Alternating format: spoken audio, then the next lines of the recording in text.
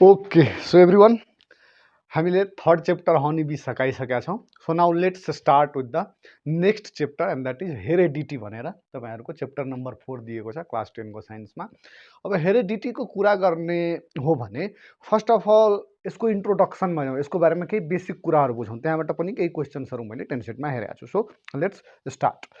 So the first thing here I will write is the introductory portion है, introduction. So heredity बुझ्नको लागि अलिकता ठुलो टर्ममा हामीले जानुपर्ने हुन्छ and that term is nothing but के त योर भेरी आउन जेनेटिक्स. यो सबै यो हेरिडिटी भेरिएसन यताउति सबै पढाइ हुने जुन मेजर ब्रान्च हो त्यसको बारेमा पहिले हामीले बुझ्नुपर्छ अनि त्यसपछि यो बाँकी सबै कुराहरू के हुन्छ त क्लियर हुँदै जान्छ. सो सबभन्दा फर्स्ट कुरा हामीले यहाँ के लेखौँ त जेनेटिक्स. के होला त जेनेटिक्स? पहिले यो चैप्टर भनेरै नै दिन्थ्यो र क्लास 12 मा जानुहुन्छ भने तपाईँले 11-12 मा हैन त्यहाँ तपाईँको एउटा पुरैको पुरै चैप्टरै आउँछ जेनेटिक्स भनेर हैन, पुरैको पुरै पोर्सन नै आउँछ है. त्यो चैप्टर मात्र हैन, त्यो कम्प्लिट युनिट नै हो एउटा हैन जेनेटिक्स. र त्यसको भित्र यो सबै ससाना कुराहरू पर्ने हुन्छ है. सो पहिले यो जेनेटिक्सको बारेमा बुझौँ. जेनेटिक्स भनेको के हो त? It is a branch of biology. के हो त? बायोलोजीको के हो त एउटा branch. It is a branch of biology which studies about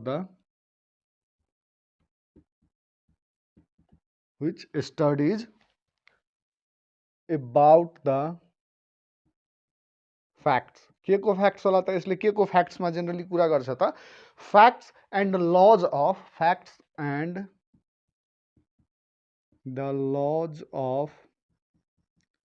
heredity and variation. लु हेरौँ त. अब यसको डेफिनेसनमा दुईटा कुरा हामीलाई आइरहेछ. जुन हामीले जेनेटिक्स जुन कि एउटा कम्प्लिट ब्रान्च अफ बायोलोजी हो त्यसको डेफिनेसनमा दुईटा कुरा आइरहेछ, जहाँबाट एउटा उठाएर तपाईँको चैप्टर बनाइदिएको रहेछ. त्यो दुईटा कुरा के हो त हेरौँ त. यहाँ हेरिडिटी र भेरिएसन. र यसैमाथि उठाएर तपाईँको एउटा के बनाइदिएको छ तपाईँको अहिले क्लास 10 मा एकदम सानो एउटा टपिक जसलाई उठाएर के बनाइदिएछ, एउटा कम्प्लिट युनिट बनाइदिएछ and that is heredity. So now let's start with heredity. के होला त हेरिडिटी? यसरी बुझ्दा अलिकता इजी हुन्छ हैन. पहिले जेनेटिक्स बुझ्यौँ. अब जेनेटिक्समा के पढाइ हुन्छ त? जेनेटिक्स भनेको ब्रान्च अफ बायोलोजी हो व्हिच डिल्स और व्हिच स्टडीज अबाउट द के त लज अफ हेरिडिटी र भेरिएसन.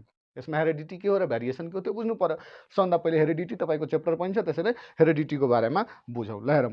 हेरिडिटी भनेको द प्रोसेस अफ ट्रान्सफेरिङ. के त एउटा प्रोसेस हो जसमा के हुन्छ ट्रान्सफर्स हुन्छ के त क्यारेक्टर्सहरू कहाँबाट? फादरबाट र मदरबाट. फादर र मदर दुवैबाट के हो त अफस्प्रिङमा भनेको वान जेनेरेसन टु अनदर जेनेरेसनमा के हुन्छ transferring of characteristics from father to offspring or one generation to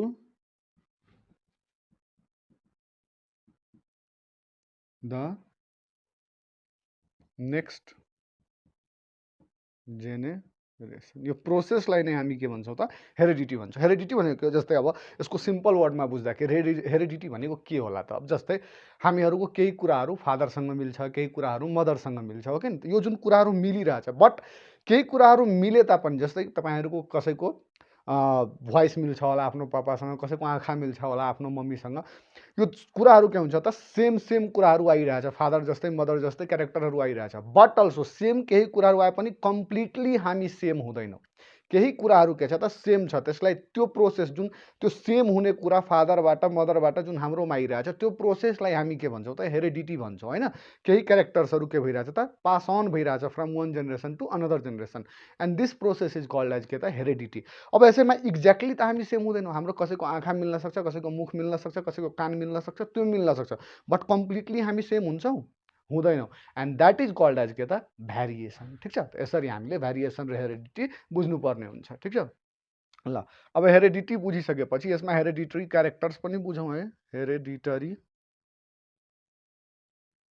characters पनि बुझौँ. ल हेरिडिटरी क्यारेक्टर्स भनेको कस्तो हो त the characters which are transferred from one generation to another generation is called as kita as hereditary characters. अब यसको example के हुन सक्छ हेरेडिटरी क्यारेक्टर्सको? हेरेडिटरी क्यारेक्टर्सको इक्जाम्पल हुन सक्छ तपाईँको सेप, साइज, होइन? कसैको साइज आफ्नो पापासँग मिलिरहेछ, कसैको आफ्नो मम्मीसँग मिल्छ, कसैको तपाईँको मुखको वा नाकको वा कानको सेप मिलिरहेछ, होइन? त यो सब के हेरेडिटरी क्यारेक्टर जुन कि पास अन भएको छ फादर र मदरबाट जेनरली, होइन? अर्को भनेको कलर हुनसक्छ, होइन? हाइट हुनसक्छ, त्यो साइजमा आइहाल्यो, होइन? त्यो लेख्न जरुरी छैन है। सेप, साइज, कलर योहरू इटिसी भनेर लेख्न भयो। So these are hereditary characters. त यो भयो हेरिडिटरी क्यारेक्टर्स जुन कि एकबाट अर्कोमा के हुन्छ त ट्रान्सफर हुन्छ। यो हामी लिएर नै जन्मिन्छौँ, यसलाई चेन्ज गर्न मिल्दैन, यो हामीसँग हुन्छ। अर्को हुन्छ जस्तै यो हेरिडिटरी क्यारेक्टर हो, त्यस्तो एउटा क्यारेक्टर हुन्छ एक्वायर्ड क्यारेक्टर। एक्वायर्ड क्यारेक्टर भनेको जुन हाम्रो जन्म भइसकेपछि, हामीले यो पृथ्वीमा आइसकेपछि हामीले जुन कुरा सिक्छौँ, जस्तै स्किल, नलेज। अब जरुरी छैन कि सचिन तेन्दुलकरको छोरा क्रिकेटर नै हुन्थ्यो, होइन? त्यसले प्र्याक्टिस गरेर अब क्रिकेट सिक्यो भने त्यो हुनसक्छ। त्यो जिनमा त्यो क्रिकेट, किनभने सचिन तेन्दुलकरको पापा पनि क्रिकेटर थिएन। सचिन तेन्दुलकर जब क्रिकेटर बन्यो नि, त उसले कसरी सिक्यो? उसको पापा त थिएन, त पापाबाट त क्यारेक्टर आएको थिएन। उसले के गर्यो? सिक्यो क्रिकेट। भनेको केही यस्ता कुराहरू हुन्छन् जुन हामीलाई इनहेरिट हुँदैन। हरेक डक्टरको छोरा डक्टरै हुन सक्दैन। भनेको अर्थ के हो कि केही कुराहरू हुन्छन् जुन पृथ्वीमा आइसकेपछि हामीले के गर्छौँ? एक्वायर गर्छौँ। हामीले आफ्नो नलेजबाट, हामीले आफ्नो विजडमबाट त्यसलाई सिकेर प्र्याक्टिस गरेर त्यो कुराहरूलाई हामी के गर्न सक्छौँ? आफूभित्र ल्याउन सक्छौँ। And that sorts of character are called as के त एक्वायर्ड क्यारेक्टर। यो पनि याद राख्ने, एक्वायर्ड क्यारेक्टर भनेको के हो। र acquired character are not passed from one generation to another generation. यो याद राख्ने। इनहेरिटेड क्यारेक्टरलाई मात्रै वा हेरिडिटरी क्यारेक्टरलाई मात्रै के गर्न सकिन्छ? एउटा जेनेरेसनबाट अर्को जेनेरेसनमा पास अन गर्न सकिन्छ। बट एक्वायर्ड क्यारेक्टर जुन हुन्छ द्याट क्यान नट बी के त transferred from one generation to another generation. किनभने त्यो त्यसको जिनमा छँदै थिएन, त्यसले आफै आएर सिकेको भने त्यो पास हुन मिल्दैन। ठिक छ ल। सो दिस इज के त हेरिडिटरी क्यारेक्टर। यो बेसिक कुराहरू भयो तपाईँको जेनरली यसमा। अर्को कुरा एक्वायर्डको क्यारेक्टरको पनि मैले भनिदिएँ। अब कुरा गरौँ हल्का भनेको फादर अफ जेनेटिक्स, साइन्टिस्टको बारेमा। फादर अफ जेनेटिक्स यत्रो ठुलो ब्रान्च हो, होइन? यसको फादर को होला त? यसबाट मैले एउटा क्वेसन पनि 10 सेटमा हेरेको छु कि वाइ इज, जो अहिले म भन्छु, जो फादर अफ जेनेटिक्स हो त्यसलाई फादर अफ जेनेटिक्स किन भन्छ, त्यो क्वेसन पनि छ। सो अलिकता ध्यानपूर्वक हेरौँ, त्यो क्वेसन सल्भ हुनसक्छ यहाँबाट है। So father of genetics, I hope तलवाला क्लियर छ portion? Yes, it is pretty clear. So हेरौँ, father of genetics. Father of genetics भन्दाखेरि कसलाई भन्ने त? फादर अफ जेनेटिक्स भनेको ग्रेगर जोहान मेन्डल, और सिम्पली मेन्डल भनेर तपाईँहरूले चिन्नुहुन्छ होला, और जीजे मेन्डल भनेर। This person is known as के त फादर अफ जेनेटिक्स। यत्रो ठुलो जुन ब्रान्च छ बायोलोजीको जेनेटिक्स, त्यसको कम्प्लिट ब्रान्चको एउटा सिङ्गो father who is known as Gregor Johann Mendel, होइन? मेन्डलिजमको बारेमा धेरै कुरा हामी पछि गएर पढ्छौँ, बट अहिले यो ग्रेगर जोहान मेन्डलको बारेमा बुझौँ। ग्रेगर जोहान मेन्डलको यदि यसरी हेर्ने हो भने जन्म र मृत्युको कुरा गरौँ भने हल्का कहिलेकाहीँ डेट सेट त त्यस्तो सोध्दैन, होइन?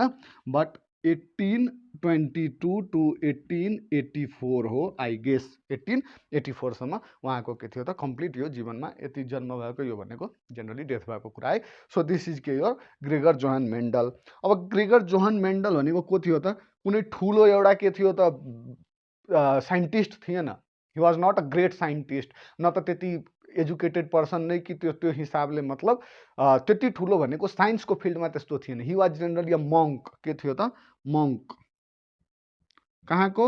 अस्ट्रियन मङ्क, अस्ट्रियामा है, Austrian monk. He was a Austrian monk. र उहाँले के गर्नुभयो? आफ्नो जुन चर्चमा हुँदाखेरि चर्चको ठुलो फिल्ड थियो, त त्यसमा के गर्नुहुन्थ्यो त? बच्चाहरूलाई केही जनरल पढाउनु सनाउनुहुन्थ्यो, होइन? अरू कुराहरू गर्नुहुन्थ्यो, र बाँकी टाइम केमा बिताउनु भयो त? एउटा पी प्लान्टलाई लिएर के गर्नुभयो? उहाँले एक्सपेरिमेन्ट धेरै गर्नुभयो। त्यसमा के हेर्नुभयो कि different type of pea plant उहाँले हेर्नुभयो। डिफ्रेन्ट टाइप अफ प्लान्टको के छ त सिड फरक छ, त्यसको बोक्रा फरक छ, त्यसको फुल फरक छ हैन, डिफ्रेन्ट टाइपको पी प्लान्टमा हो। त त्यसैलाई उहाँले के गर्नु, उहाँले डिफ्रेन्ट टाइपको पी प्लान्टहरूलाई फ्युजन गराउनु भयो। ठुलो चर्च थियो, चर्चको ठुलो के थियो त ग्राउन्ड थियो, त्यसमा मजाले उहाँले फार्मिङ गर्नुहुन्थ्यो पी प्लान्टको, र त्यसैबाट उहाँले धेरै कुराहरू आफ्नो जति कुराहरू हेर्नुभयो त्यो सबैलाई के गर्नुभयो त एउटा एक्सपेरिमेन्टल डेटा बनाएर त्यसलाई पछि पब्लिस गर्नुभयो।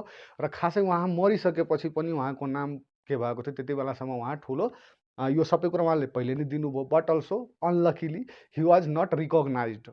उहाँको डेथ पछि केही पछि साइन्टिस्टहरूले 19th सेन्चुरी पछि हो, 19th सेन्चुरीको कुरा 20th सेन्चुरीमा गएर के भयो त उहाँको नाम अलिकता चर्चामा आयो, र त्यसपछि भनेको मरेपछि उहाँ के भन्नुभयो त चर्चित हुनुभयो। त्योभन्दा पहिले उहाँलाई कसैले चिनेको थिएन। जिन्दा जबसम्म उहाँ जिउँदो हुनुहुन्थ्यो उहाँको केही पनि कामको रिकग्निसन भएको थिएन। सो यो कुरा हामी बुझौँ। Austrian monk, he was Austrian monk, studied about के त studied about heredity and variation, heredity and variation through his experiments on के त पी प्लान्ट, केमा त पी प्लान्टमा। पी प्लान्ट, पी प्लान्टको नाम के हो त पाइजम सटाइभम, साइन्टिफिक नेम है, पाइजम सटाइभम। यसमा उहाँले के गर्नुभएको थियो त आफ्नो सबै कुराहरूलाई यसैमाथि के गर्नुभएको थियो त स्टडी गर्नुभएको थियो पाइजम सटाइभम माथि। र he explained about on the basis of his के त उहाँले गर्नुभएको सबै एक्सपेरिमेन्टहरू उहाँले अब्जर्भ गर्नुभएको कुरा भन्छ नि साइन्टिफिक स्टडीमा अब्जर्भ गर होइन, त्यो अब्जर्भ गरेको कुरामै उहाँले के गर्नुभयो आफ्नो लजहरू दिनुभयो। के दिनुभयो? He explained about genetics and natural law. यसमा केही नयाँ कुरा थिएन, सबै नेचुरल कुराहरू नै भएको थियो। Natural laws of heredity, natural laws of heredity को के गर्नुभयो त natural laws about heredity and variation based on his findings. And that's why, यहाँ कसैले क्वेसन सोध्यो नि why is called as the father of के त जेनेटिक्स भनेको यो फर्स्ट पर्सन थियो जसले के गरेको थियो त यसरी यो सबै कुराहरू। हुन त डेली भइरहेछन् यस्ता कुराहरू, डिफ्रेन्ट कुराहरू छन् दुनियाँमा, तर सबैले हेर्छन् तर त्यसको बारेमा केयर गर्दैन। तर उहाँले यस्तो कुराहरूलाई हेर्नुभयो, अचम्म लाग्यो, त्यसको बारेमा स्टडी गर्नुभयो र त्यो सबै डिटेलहरूलाई एउटा के गर्नुभयो पेपरमा पब्लिस गराउनु भयो, अस्ट्रियाको होइन, त्यहाँको लोकल एउटा पेपरमा। त्यो पेपर पछि रिकग्नाइज भएको थियो है। So based on his finding, that's why is called as के त it's worth mentioning in the red color that father of genetics, that is why he is known as the father of genetics. so यहाँबाट यो question तपाईहरुले solve गर्न सक्नुहुन्छ। So this is all about के त introduction related to the chapter heredity. र यसमा हामीले के गर्नुपर्ने हुन्छ त यो इन्ट्रोडक्सनमा यति बेसिक कुरा हामीले बुझ्नुपर्ने हुन्छ, ठिक छ। सो यदि यति सबै बेसिक कुरा यदि ध्यानमा छ भने त्यसपछि नेक्स्ट मेन्डेलियन जेनेटिक्स बुझ्न एकदम आसान हुन्छ, र त्यहाँबाट हामी फेरि सुरु गर्छौँ, र त्यहीँबाट हामीले अब नेक्स्ट टपिक जुन म भन्छु त्यो त्यसकै बारेमा भन्छु है। ल, so after completing the introduction वाला पोर्सन अब नेक्स्ट हामीले के बुझ्ने हो, मेन्डेलियन जेनेटिक्स बुझ्ने हो। र मेन्डेलियन जेनेटिक्समा सबभन्दा पहिले बुझ्नुपर्ने कुरा that is your Mendel's tea experiment होइन। सबभन्दा सेकेन्ड पोर्सन जुन हामीले बुझ्नुपर्ने छ द्याट इज मेन्डेलियन जेनेटिक्स होइन। र मेन्डेलियन जेनेटिक्समा हामीले सब टपिकमा के पढ्नुपर्ने हुन्छ, we have Mendel's experiment। यहाँबाट धेरै क्वेसन सोध्छ है, so be very careful while going through this particular topic। Oh Mendel's experiment, Gregor Johann मेन्डलले, जस्तो मैले इन्ट्रोडक्सन वाला पोर्सनमा पहिले पनि बताइसकेको छु होइन, कि जेनरली उहाँले के चुज गर्नुभयो त पी प्लान्ट। त सबभन्दा पहिले 1 मार्कको क्वेसन यही आउन सक्छ भनेको प्लान्ट कुन युज गरेको थियो त पी प्लान्ट है। र यो प्लान्टको साइन्टिफिक नेम के हो, पाइजम सटाइभम, याद गर्ने है ल, पाइजम सटाइभम यसको के हो त साइन्टिफिक नेम हो। अब नेक्स्ट कुरा जसमा जेनेटिक र तपाईहरुलाई थाहा छ क्लासिफिकेसन अफ लिभिङ अर्गानिजम्स पढाउँदाखेरि मैले पढाएको थिएँ, जेनेटिक नेम र यो के त स्पेसिफिक नेम अर स्पिसिज, यो जिनस र यो स्पेसिज, ठिक छ, यो सब कुरा तपाईहरुलाई थाहा छ। अब नेक्स्ट कुरा यसमा हामी के बुझौँ त उहाँले के गर्नुभयो पी प्लान्ट चुज गर्नुभयो। त यहीँबाट क्वेसन बन्छ why he chose pea plant only. अरू पनि प्लान्ट लिँदा हुन्थ्यो नि त, हो कि होइन? तर उहाँले के गर्नुभयो पी प्लान्टले लिनुभयो। कि कुनै यस्तो केही थियो कि मतलब त्यसको गार्डनमा पी प्लान्ट मात्रै थियो त्यही कारण थियो कि होइन, कि अरू प्लान्ट एभाइलेबल थिएन? होइन, यसको डिफरेन्ट कारणहरू छ र यसको एकदम एक्सपेरिमेन्टल प्रुफ्सहरू पनि तपाईँलाई मिल्छ पछि गएर। त्यसैले अहिले हामीले यसको बारेमा यो क्वेसन एकदम डिस्कस गर्न के जरुरी छ? Question will be why Mendel chose tea plant for his experiment. मेन्डलले आफ्नो एक्सपेरिमेन्टको लागि वाइ डिड हि चुज के त पी प्लान्ट। अब यसको डिफरेन्ट रिजन्सहरू र यो 4 मार्क्सको क्वेसन हो, तपाईँहरूलाई ठुलोमा सोध्न सक्छ र तपाईँको 10 सेटमा यो क्वेसन छ पनि। सो सबभन्दा पहिले के लेख्ने त? 1 number the pea plant consists of a large number of contrasting character। एउटै पी प्लान्टमा के छ त a large number of contrasting character भनेको डिफ्रेन्ट डिफ्रेन्ट क्यारेक्टरहरू एउटै प्लान्टमा। अब नत्र एउटा टल लिनु छ, एउटा ड्वार्फ लिनु छ, एउटा पीको लिनु पर्यो, एउटा आरको लिनु पर्यो, हो कि न? तर पीमा के छ, एउटै पी प्लान्टमा टलवाला पनि छ, ड्वार्फवाला पनि छ, मिडियमवाला पनि छ, डिफ्रेन्ट टाइपको छ भनेको डिफ्रेन्ट टाइप अफ क्यारेक्टर के छ एउटै प्लान्टमा। त इजी, एउटै प्लान्ट ल्याऊ, सब क्यारेक्टर त्यहीबाट पढ्न इजी। सो सबभन्दा फर्स्ट के the pea plant consist of a large number of के त कन्ट्रास्टिङ क्यारेक्टर्स। र अर्को सेकेन्ड भनेको र त्यसमा पेयर्समा पनि छ फेरि है, टल छ हैन, टलमा के छ रिङ्कल्ड सिड छ, एउटा के छ ड्वार्फ छ, ड्वार्फमा के छ तपाईँको अर्को भनेको राउन्ड सिड छ, येल्लो फ्लावर छ, पिङ्क फ्लावर छ भनेको एउटै प्लान्टमा डिफ्रेन्ट क्यारेक्टर्स कन्ट्रास्टिङ क्यारेक्टर्सहरू के छ त धेरै छन्। त्यसैले के हो त यो फर्स्ट चोइस भयो, ठिक छ? र नेक्स्ट क्वेसन अब नेक्स्ट एन्सर यसको they are very easy to cultivate.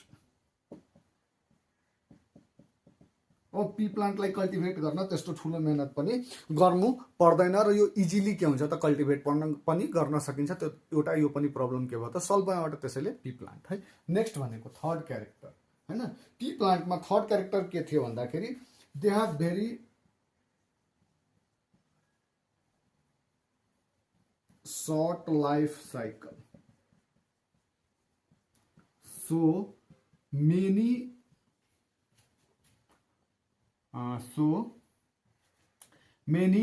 observations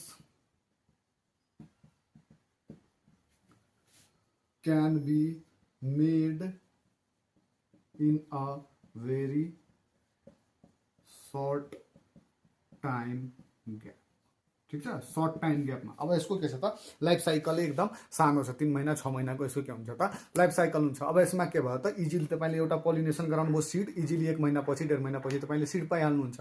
नत्र अब यदि अर्को प्लान्ट भयो भने आज यसको पोलिनेसन गराउनुहोस्, 1 वर्षपछि तपाईँले त्यसको सिडै पाउनुहुन्छ, 2 वर्षपछि तपाईँले सिडै पाउनुहुन्छ भने त गाह्रो भइगयो नि त। इजिली छिटो छिटो जबसम्म एउटा रिकर्ड गर्नुहुन्छ अर्को भुलिहाल्नुहुन्छ होइन। त्यसैले यो के थियो त इजिली। अब त्यो जमाना मोबाइलहरूको पनि थिएन, त्यो जमानामा के थियो त त्यत्रो के भएको थियो विकास पनि भएको थियो टेलिकम्युनिकेसन इन्टरनेटहरूको, र that was the main reason कि उहाँलाई के भयो त रिकग्निसन पनि भेटेको थिएन। सो त्यो जमानामा यो सब के भयो त एउटा वरदान साबित भयो कसको लागि त मेन्डलको लागि। यो पीको जुन नेचुरल क्यारेक्टरहरू थियो त्यो सर्ट टाइम ग्यापमा के हुनसक्छ त यसको डिफ्रेन्ट क्यारेक्टरहरू स्टडी गर्न सकिन्छ। अर्को भनेको लार्ज नम्बर, यो जुन पीको प्लान्ट हुन्छ नि त्यसले लार्ज नम्बर अफ अफस्प्रिङ के गर्न सक्छ त एकचोटिमा के गर्न सक्छ दिन सक्छ। सो यो पनि के भयो त एउटा the pea plant can give a large number of offsprings हैन with के त successive meetings।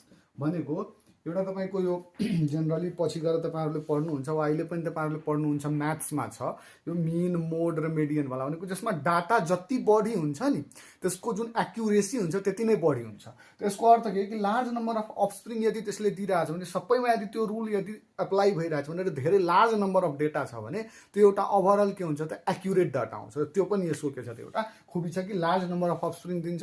अब नत्र दुईवटा अफस्प्रिङ दियो भने दुईटामा गरेको डाटा त होइन, त्यो अलिकता कम एक्युरेट हुन्छ। तर धेरै लार्ज ग्रुप अफ पपुलेसनमा गरेको डाटा के हुन्छ त्यो मोस्टली के हुन्छ इट इज एक्युरेट हुन्छ र त्यो मोस्टली के हुन्छ त भ्यालिड हुन्छ। त्यसैले यो पनि एउटा के भयो त्यसको रिजन भइहाल्यो।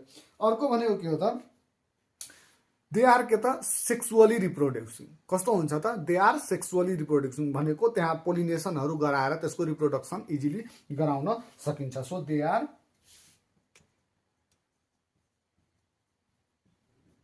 sexually reproducing. This is also a character because of which the pea plant was taken. यो 4 मार्कको क्वेशन एकदमै इम्पोर्टेन्ट क्वेशन हो है, इम्पोर्टेन्ट क्वेशन। यो एन्सर तपाईहरुले याद गरिहाल्नुस्। यो 4-5वटा मैले लेखिदिएछु and that will be far more than enough for you guys है। र एकदम दिमागमा बसिहाल्नु पर्ने। So after doing this let's move अलिकता नेक्स्ट। अब हामी कसको बारेमा गरौँ त मेन्डलको एक्सपेरिमेन्टको बारेमा। पी किन लियो त्यसको बारेमा मैले कुरा गरेँ र यो one of the hot favourite question हो है एन्ड आई गेस यो क्वेश्चन आउन पनि सक्छ है।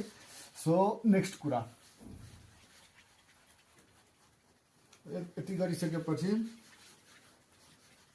Will have to talk about the next thing that is Mendel's experiment. अब मेन्डल्स एक्सपेरिमेन्ट उसले के लिएको थियो त पी प्लान्ट लिएको थियो। किन लिएको थियो त्यो कुरा हामीले बुझ्यौँ।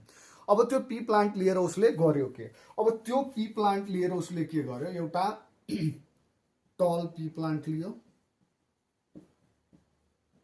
र एउटा ड्वार्फ पी प्लान्ट लियो र त्यसलाई के गरायो त क्रस पोलिनेसन गरायो। अब यसरी हेर, अब यही तिमीहरूलाई के हुन्छ त अलिकता गाह्रो हुन्छ र यस्तो क्वेशन्सहरू हेऱ्यो भने सर हामी सबै कुरा हेरिरहेछौँ बुझिरहेछौँ पढिरहेछौँ but we can not tackle the questions भनेर केही स्टुडेन्ट्सहरूले लेख्छन् पनि। हो यहाँबाट यदि बुझ्नुभयो भने easily you can tackle the questions. अब हेर यसमा नोटेसन्सहरू केही छ त्यसको बारेमा म भन्दै जान्छु। टल पी प्लान्ट र ड्वार्फ पी प्लान्टको लागि के गर्यो त नोटेसन्स अब गर्यो। अब नोटेसन्स भनेको के कसरी लेख्यो त टल पी प्लान्टको लागि के लेखिन्छ क्यापिटल टी ठीक छ र ड्वार्फ पी प्लान्टको लागि के लेखिन्छ स्मल टी र स्मल टी। ड्वार्फ भनेको सानो होचो है। अब यो क्यापिटल टी र क्यापिटल टी भनेको दुईटा जिन के गरिरहेछ एउटा पर्टिकुलर क्यारेक्टर के क्यारेक्टर हो त टलनेस जुन क्यारेक्टर हो त्यसको लागि यो दुईटा जिन कोड गइरहेछ र त्यो दुवै जिन के छ त सेम छ। यदि त्यो दुवै जिन सेम छ भने त्यस्तोलाई हामी के भन्छौँ त होमोजाइगस। के भन्छौँ होमोजाइगस। सो यहाँ हेर त दुवै के छ त होमोजाइगस छ नि टी यो पनि दुवै के छ त same. That's why both of them are के त होमोजाइगस। कस्तो हो त यसलाई के भन्ने होमोजाइगस। अब यसैको ठाउँमा के हुन्थ्यो यदि टी हुन्थ्यो भने यो एउटा र यो एउटा हुन त टल नै आउँछ बट के छ दुईटा different types of gene is coding for a single character. So this type of के त combination is called as heterozygous. Hetero भनेको डिफरेन्ट, जाइगस भनेको दुईटा डिफरेन्ट जाइगोटहरू होइन। र यहाँनिर के छ त सेम जिन छ है त्यसलाई के भन्ने हामी होमोजाइगस। एकदम कुरा यो बुझ्नै यहाँबाट है। अब यो दुवैलाई के गराउनु भयो उहाँले टल पी प्लान्ट र ड्वार्फ पी प्लान्ट लिनुभयो। अब दुवैलाई के गराउनु भयो उहाँले फ्युजन गराउनु भयो वा मेटिङ गराउनु भयो। सेक्सुअल रिप्रोडक्सन पोलिनेसन भनेर बुझ्छ नि, पोलिनेसन हुन्छ नि त्यसपछि मात्रै के हुन्छ त अगाडि बढ्छ नि। पोलिनेसन भनेको त प्रोसेस अफ के त जेनरली एन्थरको के त फ्युजन हुन्छ कहाँ गएर एन्थर गएर कहाँ बस्छ स्टिग्माबाट तल गएर ओभ्रीमा के हुन्छ त्यसको सबै फ्युजन हुन्छ नि त्यो सबै कुरालाई हामी के भन्छौँ जुन प्रोसेस थियो जहाँबाट एन्थर आएर कहाँसम्म त बस्यो त the transfer of pollen grains from anther to के त stigma of the flower this is called as pollination. हामीले पढाएको छौँ। अब क्रस पोलिनेसन भनेको दुईटा डिफरेन्ट प्लान्टमा त छ त दुईटा डिफरेन्ट प्लान्ट एउटा टलवाला र एउटा कस्तो त ड्वार्फवाला। त्यसलाई हामीले के भन्ने के भयो दुवैको बिचमा क्रस पोलिनेसन गराउनु भयो। क्रस पोलिनेसन आफैले गरायो है दुईटा लियो र दुवैलाई के गरायो क्रस पोलिनेसन। र उहाँले ब्याग्सहरू बाँधेर त्यसमाथि के गर्नुभयो ख्याल राख्नुभयो कि दुवै एउटै प्लान्टमा फेरि सेल्फ पोलिनेसन नभइहालोस्। त्यसैले उहाँले त्यो सबै कुरा मिलाएर के गराउनु भयो दुवैलाई क्रस पोलिनेसन गराउनु भयो। र जब क्रस पोलिनेसन गराउनु भयो भने यहाँ हेर यो टीसँग मिल्यो होइन त के बन्यो टी बन्यो क्यापिटल टी र स्मल टी। अर्को टी फेरि यो टीसँग मिल्यो त के बन्यो क्यापिटल टी र स्मल टी बन्यो हो कि क्यापिटल टी र स्मल टी जुन यसरी जुन यो क्रस पोलिनेसन गराउँदा यसरी जुन पहिलो बच्चाहरू आयो यो पहिलो प्लान्टहरूको अफस्प्रिङ जुन आयो फर्स्टचोटि त्यसलाई के भन्यो त F1 जेनेरेसन भन्यो के भन्यो F1 जेनेरेसन फर्स्ट जेनेरेसन हैन यो पापाहरू थियो पापा मम्मीबाट के आयो त नयाँ एउटा छोराछोरी आयो भने के भयो त फर्स्ट जेनेरेसन पहिलो पुस्ता भन्यो यसलाई F1 जेनेरेसन F1 भनेको हुन्छ फर्स्ट फिलियल जेनेरेसन जुन कि लेटिन वर्ड फिलिन्थेसनबाट आएको भनेको नेक्स्ट जेनेरेसन हैन first generation so this is the first F1 generation यसमा के भयो त टी अब दुवै क्यारेक्टरमा के देखिरहेछ त यो हाइब्रिड हो यो पनि के हो त हाइब्रिड हो दुवै हाइब्रिड हो र यो दुवै हाइब्रिडमा के देखिरहेछ बाहिरबाट जब यो दुवैलाई हेर्यो नि तब यसमा अहिले म्याथ र केही नलगाउँ हामी सिम्पल के जब उहाँले अब्जर्भ गर्नु उहाँले त अब्जर्भेसनबाटै सबै कुरा हुनुभयो त उहाँले अब्जर्भ गर्दा यो देख्न सक्नु भएको थिएन टी र टी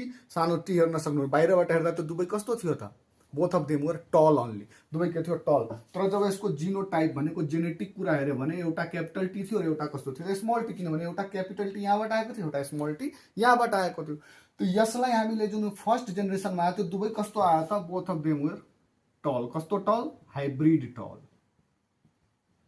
टल बाहिरबाट र यस्तो क्यारेक्टरिस्टिक्सहरू जुन बाहिरबाट हेर्न सकिन्छ which can be observed is called as के त जनरली फिनोटाइपिक क्यारेक्टर्स के भन्छ त्यसलाई फिनोटाइपिक क्यारेक्टर्स र यस्तो क्यारेक्टरिस्टिक्सहरू जुन बाहिरबाट हेर्न सकिँदैन बाहिरबाट के हेर्न सकिएको थियो बाहिरबाट त मात्रै टल देखिरहेको थियो तर यसमा सानोवाला ड्वार्फवालाको पनि जिन छ भनेको यसलाई जब जेनेटिक स्टडी गर्छ तब थाहा हुन्छ त्यस्तो क्यारेक्टरिस्टिक्सहरूलाई हामी के भन्छौँ जेनेटिक और जिनोटाइप भन्छौँ त फिनोटाइप र जिनोटाइप भनेको यसरी बुझ्ने है फिनोटाइप र जिनोटाइपको कुरा अब नेक्स्ट यसमा जुन यो दुईटा कुरा हाइब्रिड टल आएको थियो नि यो दुवै हाइब्रिड टललाई उहाँले के गराउनु भयो तब सेल्फ पोलिनेसन गराउनु भयो यसरी आएको यो दुईटालाई ही then self pollinated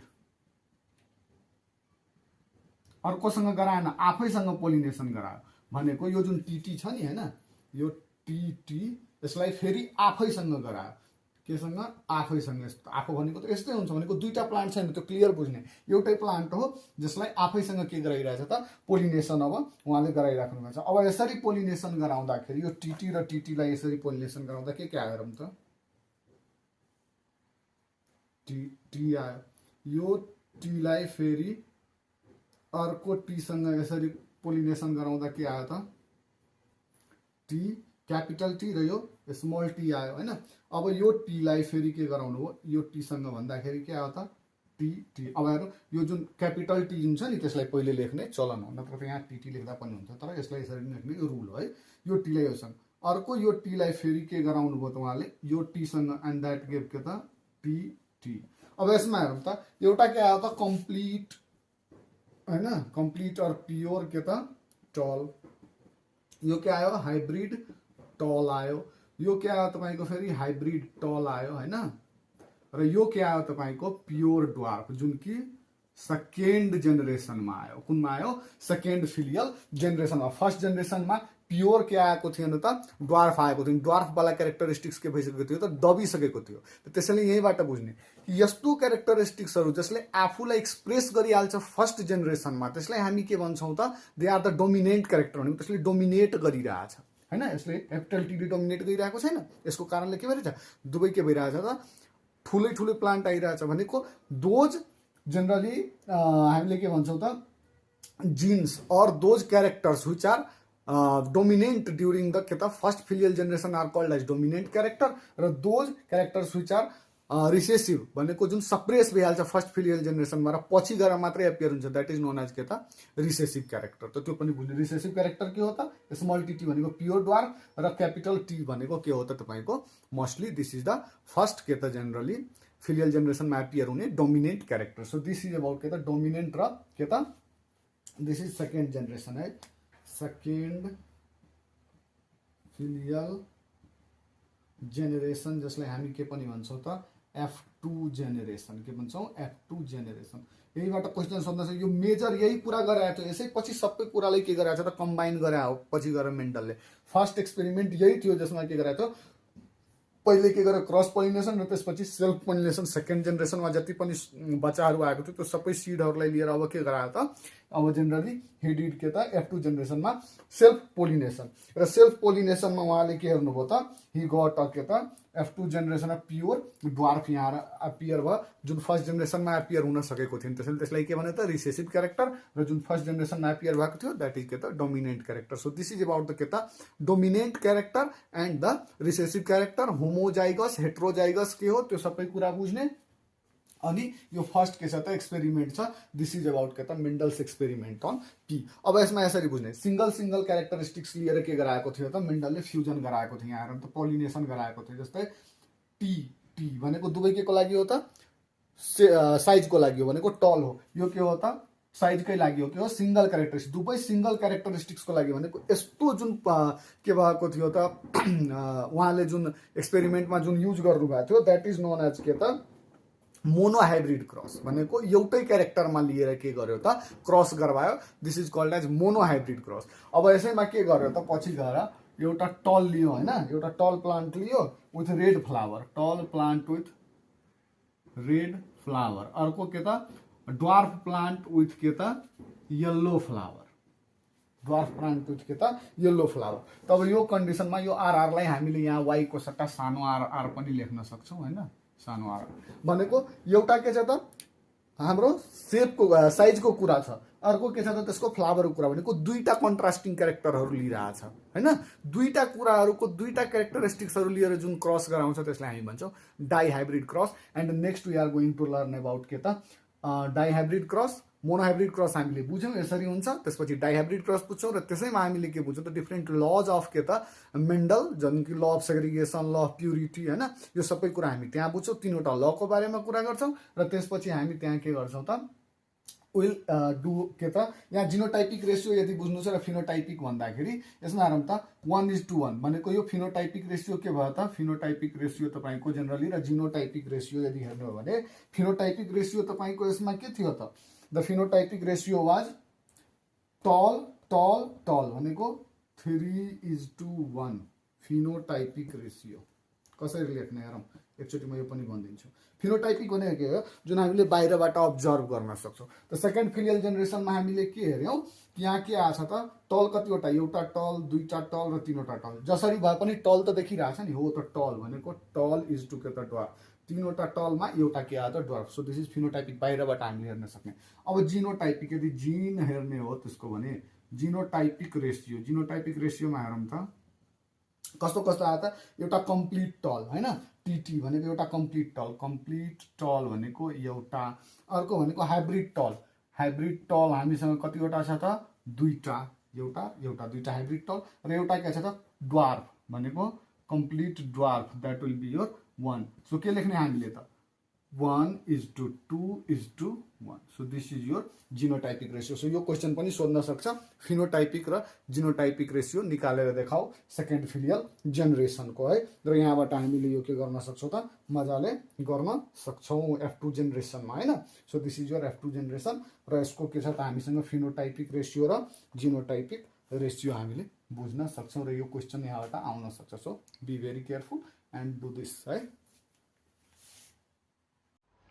okay, so अब जुन मेन्डलले यो जुन एक्सपेरिमेन्टहरू गरेर यो जुन फाइन्डिङहरू गर्नुभएको थियो नि, अब यही सब फाइन्डिङको बेसमा उहाँले के दिनुभयो त नयाँ दुई तिनवटा ल बनाइदिनु भयो आफ्नो, जसलाई हामीले तीनवटा ल भनेर पढ्छौँ, law of dominance, law of तपाईँको सेग्रिगेसन, र ल अफ के त थर्ड ल that is independent एसर्टमेन्ट, law of independent एसर्टमेन्ट।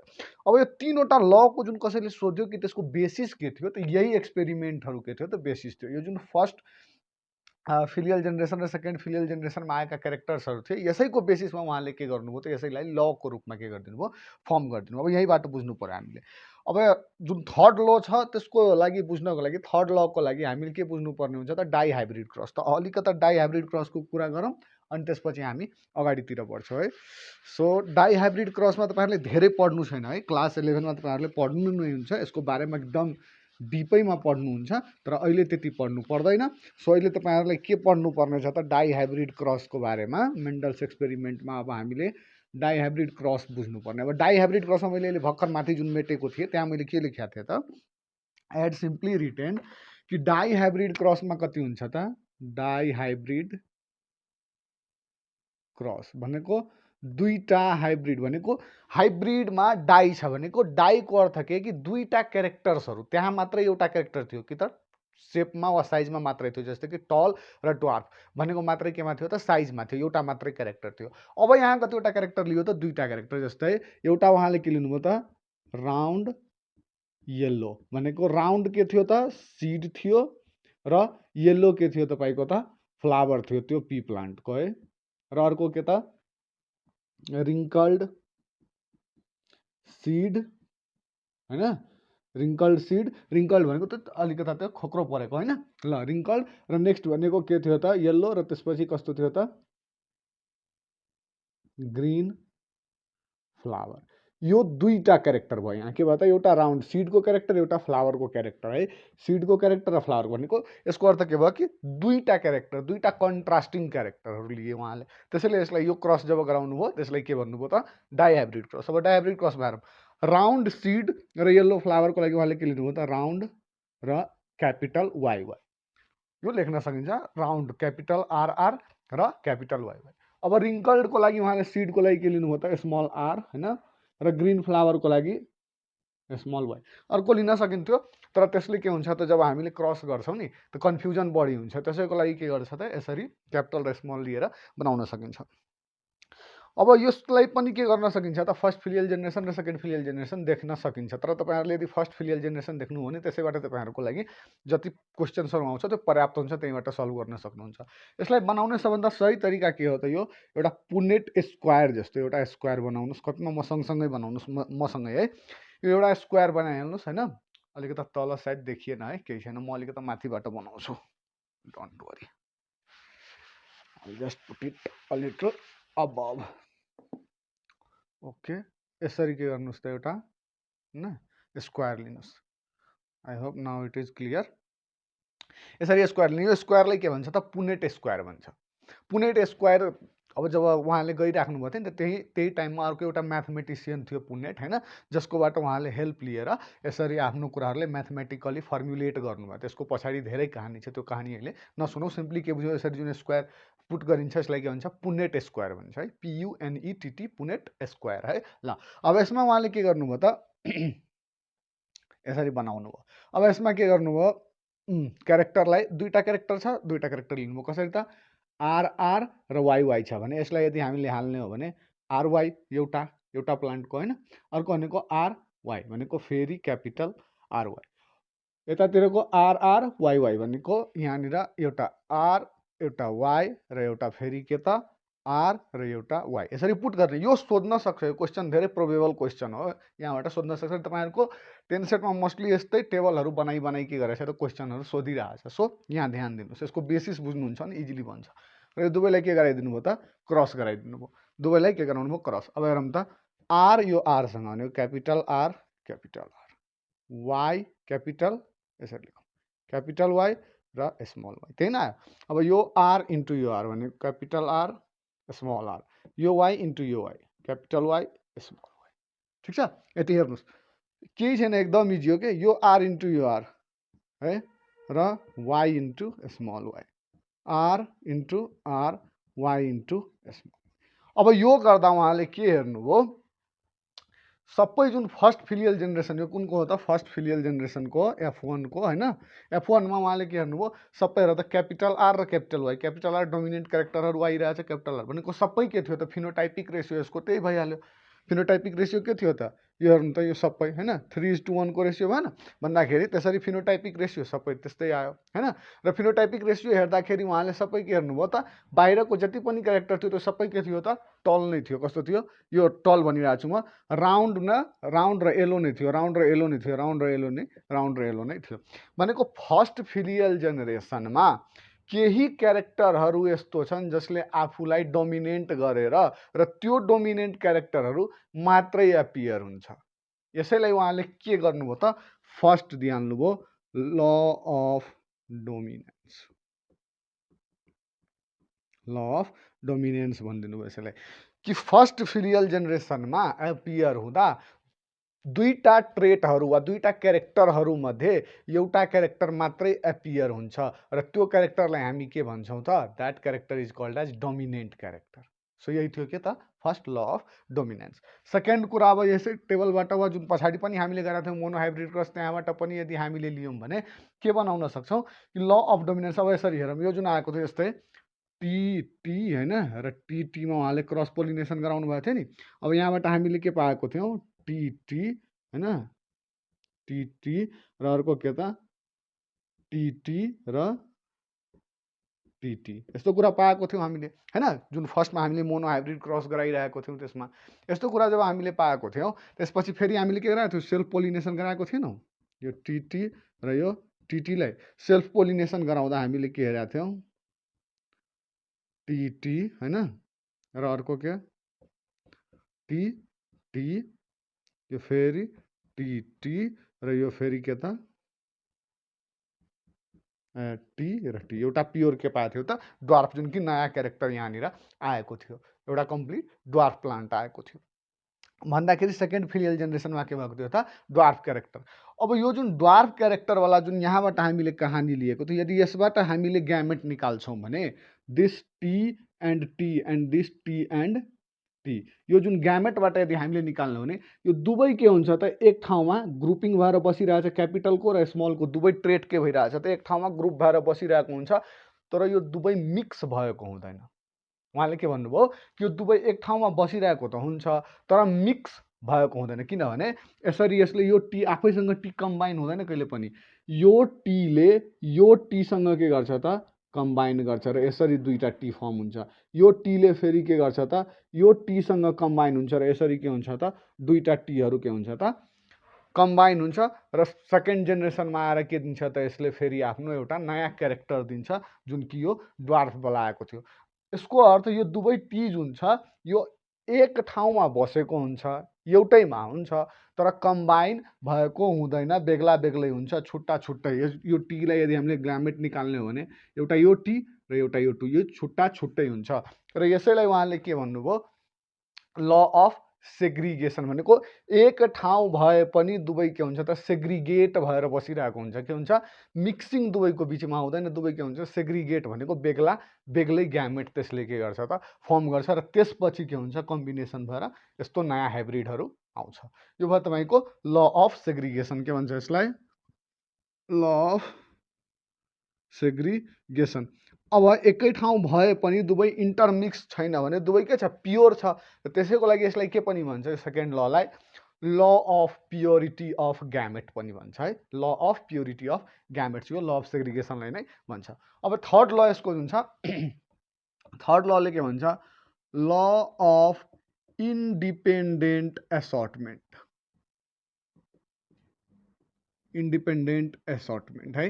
अब ल अफ इन्डिपेन्डेन्ट एसर्टमेन्टले के भन्छ हेरौँ। ल अफ इन्डिपेन्डेन्ट एसर्टमेन्ट यदि यहीँबाट बुझ्ने हो भने हुन त यो दुवै टी के थियो त बेग्ला बेग्लै छुट्टेर बसिरहेको थियो, तर त्यसपछि के भयो त कम्बाइन भयो, मतलब 10 जनाको ग्रुप थियो त्यसबाट के भयो 4 जना बेग्लै कम्बाइन भयो होइन। जस्तै यो दुवैको ग्रुप थियो, यसबाट यति कुराहरू बन्यो र एउटा यसमा के आइदियो त नयाँ क्यारेक्टर जुन पहिले थिएन, एउटा बेग्लै ग्रुप बनिहाल्यो भनेको जुन सेग्रिगेट भएर बसिरहेको थियो त्यो पनि पछि गएर यदि कम्बाइन गर्यो भने त्यसले पनि एउटा नयाँ क्यारेक्टर दिन सक्छ भनेको त्यो यो जुन ल अफ इन्डिपेन्डेन्ट एसर्टमेन्टले भन्छ कि जुन सेग्रिगेट भइसकेको थियो यो टी र यो टी के भएको थियो त सेग्रिगेट भइसकेको थियो, त्यो दुवै फेरि मिलेर आयो भने एउटा नयाँ क्यारेक्टर के दिन सक्छ यस्तो यो ड्वार्फवाला प्लान्ट जुन कि पहिलेको जेनेरेसनमा थिएन, नयाँ के भयो त ड्वार्फवाला प्लान्ट भनेको नयाँ क्यारेक्टर पनि आयो र यो एउटा इन्डिपेन्डेन्ट कुरा भयो, नयाँ कुरा आयो, त्यसैले यसलाई के भनिदियो त ल अफ इन्डिपेन्डेन्ट एसर्टमेन्ट। म यहाँ साइडमा राखिदिन्छु, हेर्नु यो यहाँ सबैको त्यो समरी मैले लेखिदिएछु, मजाले यहाँबाट लेख्न सक्नुहुन्छ यो तीनवटै कुरा। यो तीनवटा कुरा बुझ्नु भने मेन्डेलियन जेनेटिक्स खतम हो यहाँ तपाईँहरूको लागि। र अब हामीले सेल डिभिजनको कुरा गर्छौँ। सेल के कसरी बुझ्ने हो भन्दाखेरि यसरी हेरौँ, टपिक लेखौँ के त सेल डिभिजन, डिभिजन जे भन्नुहुन्छ भन्नुहोस् है, सेल डिभिजन। अब सेल डिभिजनको टपिक बुझ्नको लागि यसरी हामीले बुझ्नुपर्छ। अब एउटा सेल छ होइन, अब मान्छेको शरीर के हो त एकदम ठुलो, हामी सबैलाई थाहा छ कि सेल कहाँबाट भनेको हाम्रो जुन इभोल्युसनको कुरा गर्छौँ 9 क्लासमा इभोल्युसन तपाईँहरूले पढ्नुभएको छ होला, यदि पढ्नुभएको छैन भने भिडियो छ लेक्चर हाम्रो च्यानलमै छ, वान अफ द मोस्ट चलेको लेक्चर्सहरूमध्ये हो, गएर हेर्नुहोस् इभोल्युसनको बारेमा। त्यहाँ हामीले बेसिक कुरा के बुझ्छौँ कि लाइफ के भयो एउटा प्रोक्यारियोटिक सेलबाट सुरु भएर हैन फर्दर एडभान्स हुँदै हुँदै प्रोक्यारियोटिक युनिसेलुलर अर्गानिजमबाट सुरु भएर हामी जस्तो मल्टिसेलुलर वा टिस्यु लेभल अर्गन लेभलको जुन बडीहरू बन्यो त्यो हिसाबले के भयो त अर्गन सिस्टम लेभलसम्मको के भयो त डेभलपमेन्ट भयो भनेको लाइफ सुरु कहाँबाट भयो त्यो त एउटा सिंगल सेलबाट सुरु भयो त्यो। अब त्यो सिंगल सेललाई के हुन त धेरै सेलहरू बन्नको लागि के हुनु पर्यो त्यसको डिभिजन हुनु पर्यो हैन भन्न त यसलाई मल्टिप्लिकेसन भन्नु पर्यो तर त्यो एउटै सेलबाट के भन्नु पर्यो त धेरै सेलहरू बन्यो त त्यही सेल डिभाइड भई मल्टिप्लाई भएको हो। यही प्रोसेसलाई हामी के भन्छौँ सेल डिभिजन भन्छौँ। अब सेल डिभिजनमा तपाईँहरूलाई धेरै पढ्नु छैन एकदम इजिली पढ्नु छ। पहिले त अब के हो तपाईँहरूको यस्तो यो हैन तपाईँहरूको त के भनौँ हाम्रो भनौँ हैन हाम्रो यो सिडिसीको के कस्तो करिकुलम कहिले बनाउँछ थाहा हुँदैन।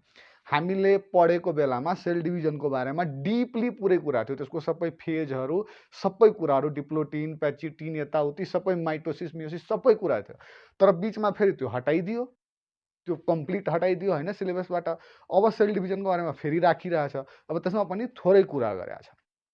अब त्यहाँ त टिलोफेज सबै फेजहरू पनि सबै थियो त्यहाँनिर तर मेटाफेज टिलोफेज जति कुरा पुरै सेल कसरी डिभाइड हुन्छ त्यो सबै पढ्नु पर्थ्यो क्लास 10 मा हाम्रो बेलामा हाम्रो एसएलसीको बेलामा हैन 2071 तिरको कुरा भनिरहेको छु म।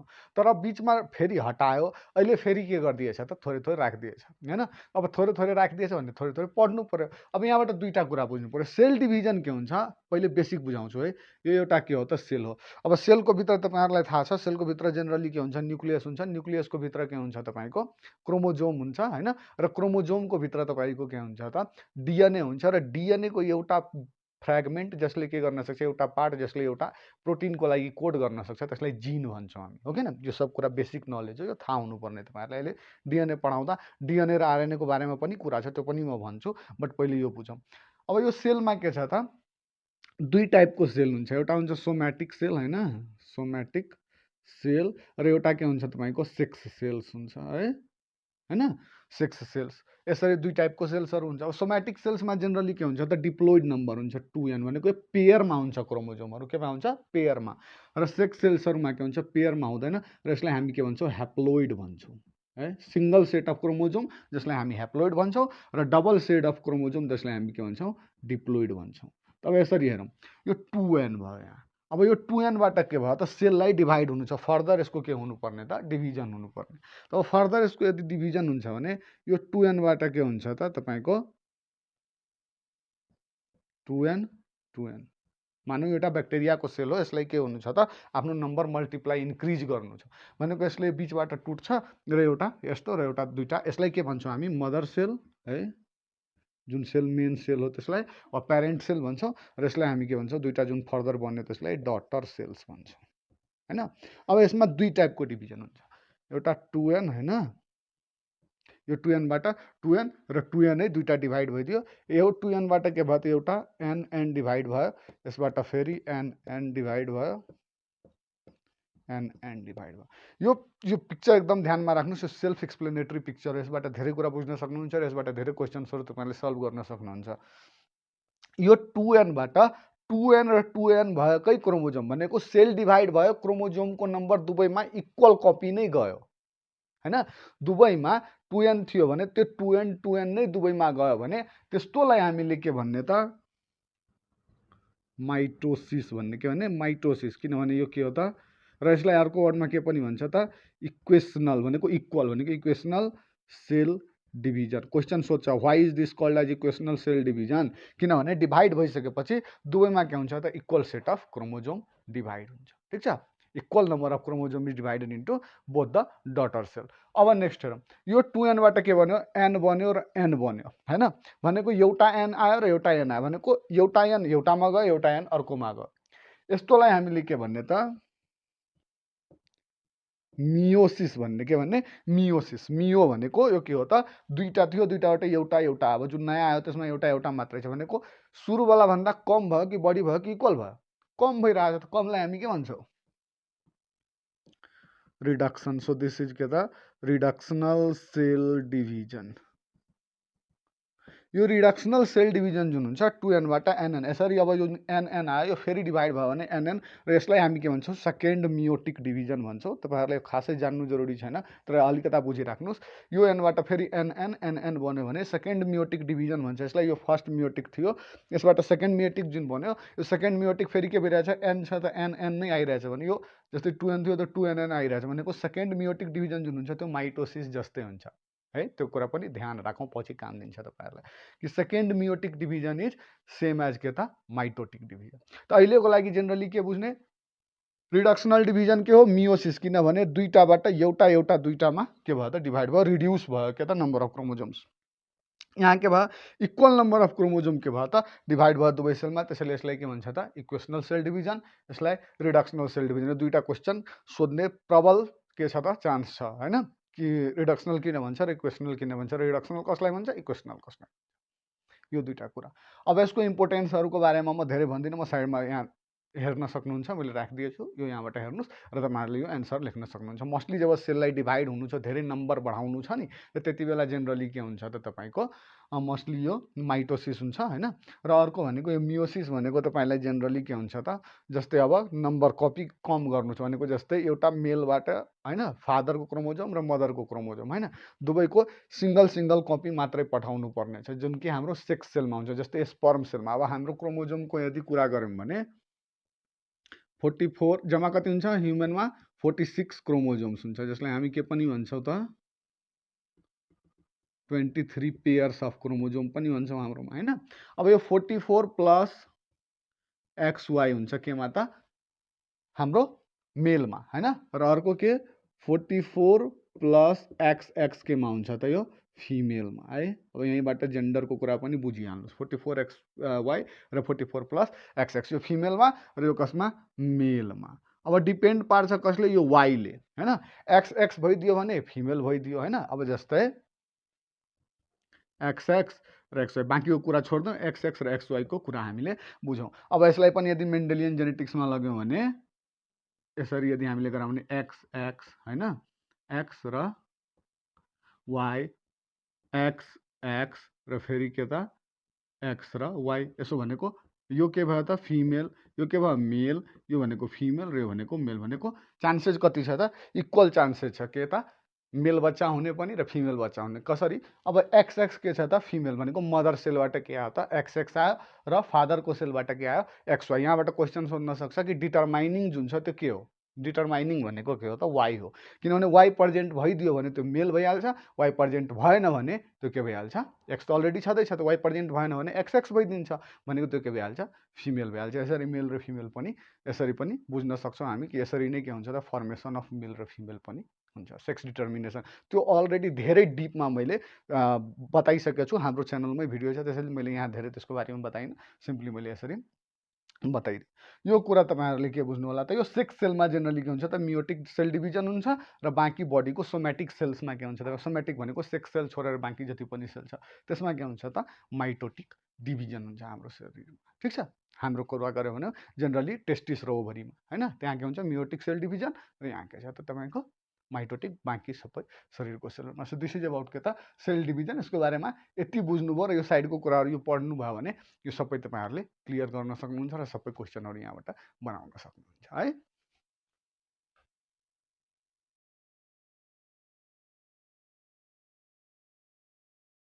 अब हामी के को त DNA एन्ड RNA और सिम्पली यसलाई हामी टपिक के दिन सक्छौँ त न्यूक्लिक एसिड्स को टपिक दिन सक्छ है। अब नामले नै के भनिरहेछ न्यूक्लिक एसिड भनेको अलमोस्ट कहाँ प्रेजेन्ट होला त अफकोर्स न्यूक्लियसमा प्रेजेन्ट होला हो किन न्यूक्लिक एसिड्सहरू छन् भने न्यूक्लियसमै प्रेजेन्ट होला। So let's C a little just थोरै कुरा है।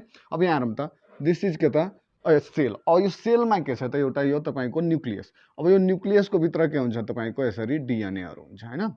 अब यो यसरी भित्र डीएनए हुन्छ भन्नुभन्दा यसलाई अब क्लियरली बुझ्ने हो त जेनरली यो कुरा कन्सेप्ट हामीलाई थाहा छ कहाँ छ न्यूक्लियसको भित्र तर न्यूक्लियसको भित्र पनि कहाँ होला त त्यो कुरा बुझ्नु पर्यो। अब त्यो कुरा बुझ्नको लागि हामीले यसरी यसलाई बाहिर निकाल्नु पर्ने यसलाई अलिकता इन्लार्ज जब हामी गर्छौँ त हामीले के हेर्छौँ कि यसको भित्र न्यूक्लियसको भित्र हामीले के हेर्छौँ क्रोमोजोम हुन्छ के हुन्छ क्रोमोजोम। यस्तो स्ट्रक्चर आउँछ दिमागमा तपाईहरुलाई यस्तो स्ट्रक्चर आउँछ नि हो, दिस टाइप अफ स्ट्रक्चर। यसको भित्र के हुन्छ लुकेको chromosome. So label it as के त क्रोमोसोम। अब यो क्रोमोजोमको भित्र के हुन्छ, जब यो क्रोमोजोमलाई हामी अझै उखेल्छौँ, अझै त्यसलाई के गर्छौँ त, त्यसलाई अझै अनवाइन्ड गर्छौँ। क्रोमोजोमको भित्र पनि यदि हामीले हेर्ने कोसिस गऱ्यौँ भने, इलेक्ट्रोन माइक्रोस्कोपको जमाना हो नि त, सबै कुरा भित्रसम्म हेर्न सकिन्छ भनेको, यसलाई पनि यदि अझै हामीले भित्रसम्म हेऱ्यौँ भने, यो डिफ्रेन्ट डिफ्रेन्ट साइन्टिस्टले यसरी नै गरे। पहिलेले त्यसो न्युक्लियस हेऱ्यो, न्युक्लियसको भित्र अर्कोले जेनेटिक मेटेरियल क्रोमोजोम हेऱ्यो, र क्रोमोजोमलाई पनि अब यहाँबाट के गर्यो त, धागा खोल्न सुरु गर्यो। भन्छ नि त्यो बिहारी भाषामा बखिया उधेर्नु होइन, भनेको यसलाई यदि उधेर्न थाल्यो भने यसबाट कस्तो हेऱ्यो त, यसलाई अझै के गर्यो त, खोल्यो होइन। खोल्दाखेरि यो अझै खोल्दै खोल्दै खोल्दै खोल्दै ल्याउँदाखेरि कस्तो हेऱ्यो त, यस्तो स्ट्रक्चर बनिरहेको थियो। And this structure was called as के त, डिएनए। के भन्यो यसलाई त, डिएनए। सो यसरी बुझौँ, दिस इज सेल, सेलको भित्र के त, न्युक्लियस, न्युक्लियसको भित्र genetic material that is chromosome. क्रोमोजोमलाई अझै खोल्यो भने यो स्ट्रक्चर जुन छ यसलाई हामीले के भन्यो त, डिएनए। र डिएनए को एउटा प्रोपर त्यो fragment which is coding for a special protein. अब प्रोटिनको कुरामा गइरहेको छु भने हाम्रो शरीरको सबै कहानी प्रोटिनले नै चल्छ होइन। अब प्रोटिनको के हुन्छ, 20 वटा अमाइनो एसिड्सहरू हुन्छ जसले के गर्छ त, जुटेर बन्छ तपाईँको जेनरली के त, प्रोटिनहरू। अब त्यसमा केही इसेन्सियल्स हुन्छ र केही नन इसेन्सियल हुन्छ। नन इसेन्सियल भनेको जो शरीरमा अलरेडी हाम्रो छ भनेको, त्यो बाहिरबाट चाहिएन भनेको, this is non essential protein. तर केही अमाइनो एसिड्स हुन्छन् जुन कि हाम्रो शरीरमा हुँदैन, र त्यो हामी कहाँबाट प्राप्त गर्छौँ त, अफकोर्स खानाबाट नै, अरू कुनै ठाउँबाट पैसा दिएर त किन्न मिल्दैन हो, किन, खानाबाट प्राप्त गर्छौँ हो। त त्यही प्रोटिनलाई लिएर के गर्छ, त्यही प्रोटिनहरूबाट के गर्छ त, त्यही अमाइनो एसिड्सहरू लिएर त्यसले के गर्छ, एउटा ठुलो स्ट्रक्चर बनाउँछ जसलाई हामी के भन्छौँ त, प्रोटिन। र त्यो प्रोटिनकै कमाल हो हाम्रो शरीरमा हरेक चिज।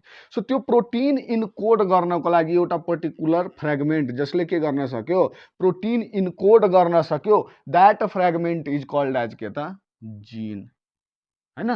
छैन भने त्यसलाई सिम्पली के भन्ने त, डिएनए को फ्रेगमेन्ट हो, piece of fragment of DNA. And the specific piece of the fragment of the DNA होइन, which can encode for a के त, पर्टिकुलर प्रोटिन, जसले एउटा प्रोटिन बनाउन सक्छ, द्याट इज कल्ड एज के त, जिन। सो यसरी हामीले बुझ्यौँ, सेल, न्युक्लियस, न्युक्लियसको भित्र के त, क्रोमोजोम, क्रोमोजोमलाई अनवाइन्ड अझै गर्नुहोस् डिएनए, डिएनएलाई अझै अनवाइन्ड गर्नुहोस् भने के हुन्छ, त्यसको एउटा प्रोपर जुन फ्रेगमेन्ट हुन्छ जसले प्रोटिन इनकोड गर्छ, द्याट इज कल्ड एज जिन। सो यो कुरा तपाईँहरूले बुझ्नुभएको होला। अब यसको यो फर्दर स्ट्रक्चरलाई यदि एउटा यो जुन छ एउटा, यसलाई लिएर हामीले अगाडि बढ्यौँ भने डिएनएको कुरा गर्छौँ हामीले। कसको कुरा गर्छौँ, डिएनएको। So let's see in depth about के त, डिएनए। अब टपिक तपाईँको डिएनए भयो होइन। अब डिएनएलाई मैले त्यहाँबाट इन्लार्ज गरेँ भने कस्तो बनाउन सक्छु, यस्तै नै थियो, त्यही मैले त्यहाँ हरिजोन्टल बनाएको थिएँ, यसलाई मैले के बनाइदिएछु, भर्टिकल। के छ, दुईटा साइडबाट हेलिकल स्ट्रक्चरहरू आइरहेछ भनेको, यसैलाई के भन्यो त, डबल हेलिकल स्ट्रक्चर। के भन्यो, डबल हेलिकल स्ट्रक्चर। किनभने दुईटा हेलिक्स टाइपको कुरा छ दुवै साइडबाट होइन। र यो दुवै साइडबाट जुन यो दुईटा हेलिक्सको कुरा छ त्यसलाई हामीले यसरी लेख्न सक्छौँ, यो डबल स्ट्यान्डर्ड स्ट्रक्चर जुन थियो नि, त्यो कसले दिएको छ भनेर साइन्टिस्टको नाम पनि हल्का भनिदिन्छु। हुन त कसले हेऱ्यो, कसले दियो, त्यो सबै डिफ्रेन्ट डिफ्रेन्ट कुरा, तर त्यतिमा नजाउँ। तर तपाईँले मोस्टली के याद राख्नुहोस् भन्दाखेरि, यो जुन डबल हेलिकल स्ट्रक्चर, साइडमा यो फोटो हेरिराख्नु भएको छ नि, यो केटीहरूले कपाल गुथेको हुन्छ नि दुई साइडबाट, यसरी याद राख्नुहोस्। त्यो डबल हेलिकल स्ट्रक्चर छ भने के हो त, तपाईँको जेनरली द्याट इज के त, डिएनए। र यो डबल हेलिकल हुन्छ भनेर कसले भन्यो त, वाटसन एन्ड क्रिकले भने। कसले भन्यो, वाटसन एन्ड क्रिक। त्यसैले यसलाई के पनि भन्छ, Watson and Crick model of के त, डिएनए। याद राख्नुहोस् है, वाटसन र क्रिकको नाम। अब अगाडि बढौँ, यो डिएनएमा के हुन्छ त, यो जुन मेजर फ्रेगमेन्ट्स दुईटा छ, मेजर पोर्सन जुन छ, ब्याकबोन छ, यसलाई हामीले के भन्छौँ, न्युक्लियोटाइड भन्छौँ। के भन्छौँ, न्युक्लियोटाइड। र एउटा डिएनएमा यस्तो हेरौँ त, धेरैवटा, यो एउटैको यदि स्ट्रेन्डको कुरा गरौँ भने त्यसै स्ट्रेन्डमा मेनी न्युक्लियोटाइडहरू हुन्छ भनेको, पोलिन्युक्लियोटाइड भनेको धेरै न्युक्लियोटाइड, पोलिन्युक्लियोटाइड चेन्सले बनेको हुन्छ के त, यसको ब्याकअप होइन। यो जुन ब्याकबोन छ त्यो है। अब यसमा अझै के हुन्छ त, डिएनएमा अझै हामी भित्र गयो भने हामीले के हेर्न सक्छौँ, कि यो न्युक्लियोटाइड जुन चेन छ यसमा के हुन्छ तपाईँको, न्युक्लियोसाइड्स हुन्छ होइन। र अर्को के हुन्छ तपाईँको, फस्फेट हुन्छ। के हुन्छ, फस्फेट, PO4 याद छ नि होइन, फस्फेट। सो दुईटा मेजर कुरा हुन्छ, न्युक्लियोसाइड्स प्लस फस्फेट। ठिक छ, दिस इज के त, न्युक्लियोटाइड चेन है। न्यूक्लियोटाइड चेन ठीक छ दिस इज के त न्यूक्लियोटाइड चेन अब न्यूक्लियोटाइड चेन के बनायो त न्यूक्लियोसाइड र फस्फेट अझै हामी यसको भित्र हेर्छौँ भने इलेक्ट्रोन माइक्रोस्कोपको जमाना छ भित्रसम्म हेर्न सकिन्छ सबै कुरा मजाले पढ्न सकिन्छ बुझ्न सकिन्छ भने अझै जब यसलाई बुझ्ने कोसिस गरियो त्यसमा के हेरियो कि यो न्यूक्लियोसाइड्स जुन छ नि यो न्यूक्लियोसाइड्समा के हुन्छ त तपाईको दुईवटा कुरा हुन्छ राइबोज सुगर हैन र अर्को के हुन्छ वा सिम्पली मैले लेखिरहेको छु सुगर हैन र अर्को के हुन्छ यसमा तपाईको sugar plus nitrogen bases nitrogen element भनिरहेको छैन मैले है एलिमेन्टको कुरा गर्ने फस्फोरसको नाम लेख्ने फस्फेट प्रेजेन्ट हुन्छ हैन तर नाइट्रोजन बेसेजको रूपमा प्रेजेन्ट हुन्छ यहाँ अब यसरी हेरौँ न्यूक्लियोसाइड्समा के छ सुगर र नाइट्रोजन बेसेज यहीँबाट डिएनए को फुल फर्म बन्छ हेरौँ त डिएनए को फुल फर्म के हुन्छ डिअक्सी राइबो न्यूक्लिक एसिड हैन यही हो नि फुल फर्म यो पनि सोधिन्छ एक मार्कमा सिम्पली तपाईहरुले त यो पनि सोध्न सक्छ क्लास 10 मा अब 11 12 मा पनि सोध्छ यो तर त्यति कम सोध्छ बट समटाइम्स दे आस्क हैन so it is a important question यो बुझिराख्ने डिअक्सी राइबो न्यूक्लिक एसिड अब यसमा यदि सुगर प्रेजेन्ट छ भने कस्तो सुगर होला त डिअक्सी राइबोज सुगर कस्तो डिअक्सी राइबोज सुगर र नाइट्रोजन बेसेज प्रेजेन्ट हुन्छ के हुन्छ त नाइट्रोजन बेसेज प्रेजेन्ट हुन्छ त नाइट्रोजन बेसेज के होला त अब त्यसको कुरा गर्ने हो भने दिज नाइट्रोजन बेस के हुन्छ त तपाईको दुई खालको नाइट्रोजन बेस हुन्छ के त प्युरिन र अर्को के पाइरिमिडिन दुईटा स्ट्रक्चर के त एउटा प्युरिन र एउटा के त pyrimidine hope the board is clear for all of you ल प्युरिन र पाइरिमिडिन अब यो प्युरिन र पाइरिमिडिन दुईटा नाइट्रोजन बेसेज हो which is further made up of के त अब प्युरिनमा तपाईको हुन्छ एडिनिन हैन र ग्वानिन ठीक छ यसलाई ए ले लेखिन्छ यसलाई जी ले लेखिन्छ पाइरिमिडिनमा तपाईको के हुन्छ ए र बी लेखौँ यसलाई है यहाँ सी र डी लेखौँ पाइरिमिडिनमा you have two more nitrogen bases pyrimidine made of two nitrogen bases that is के त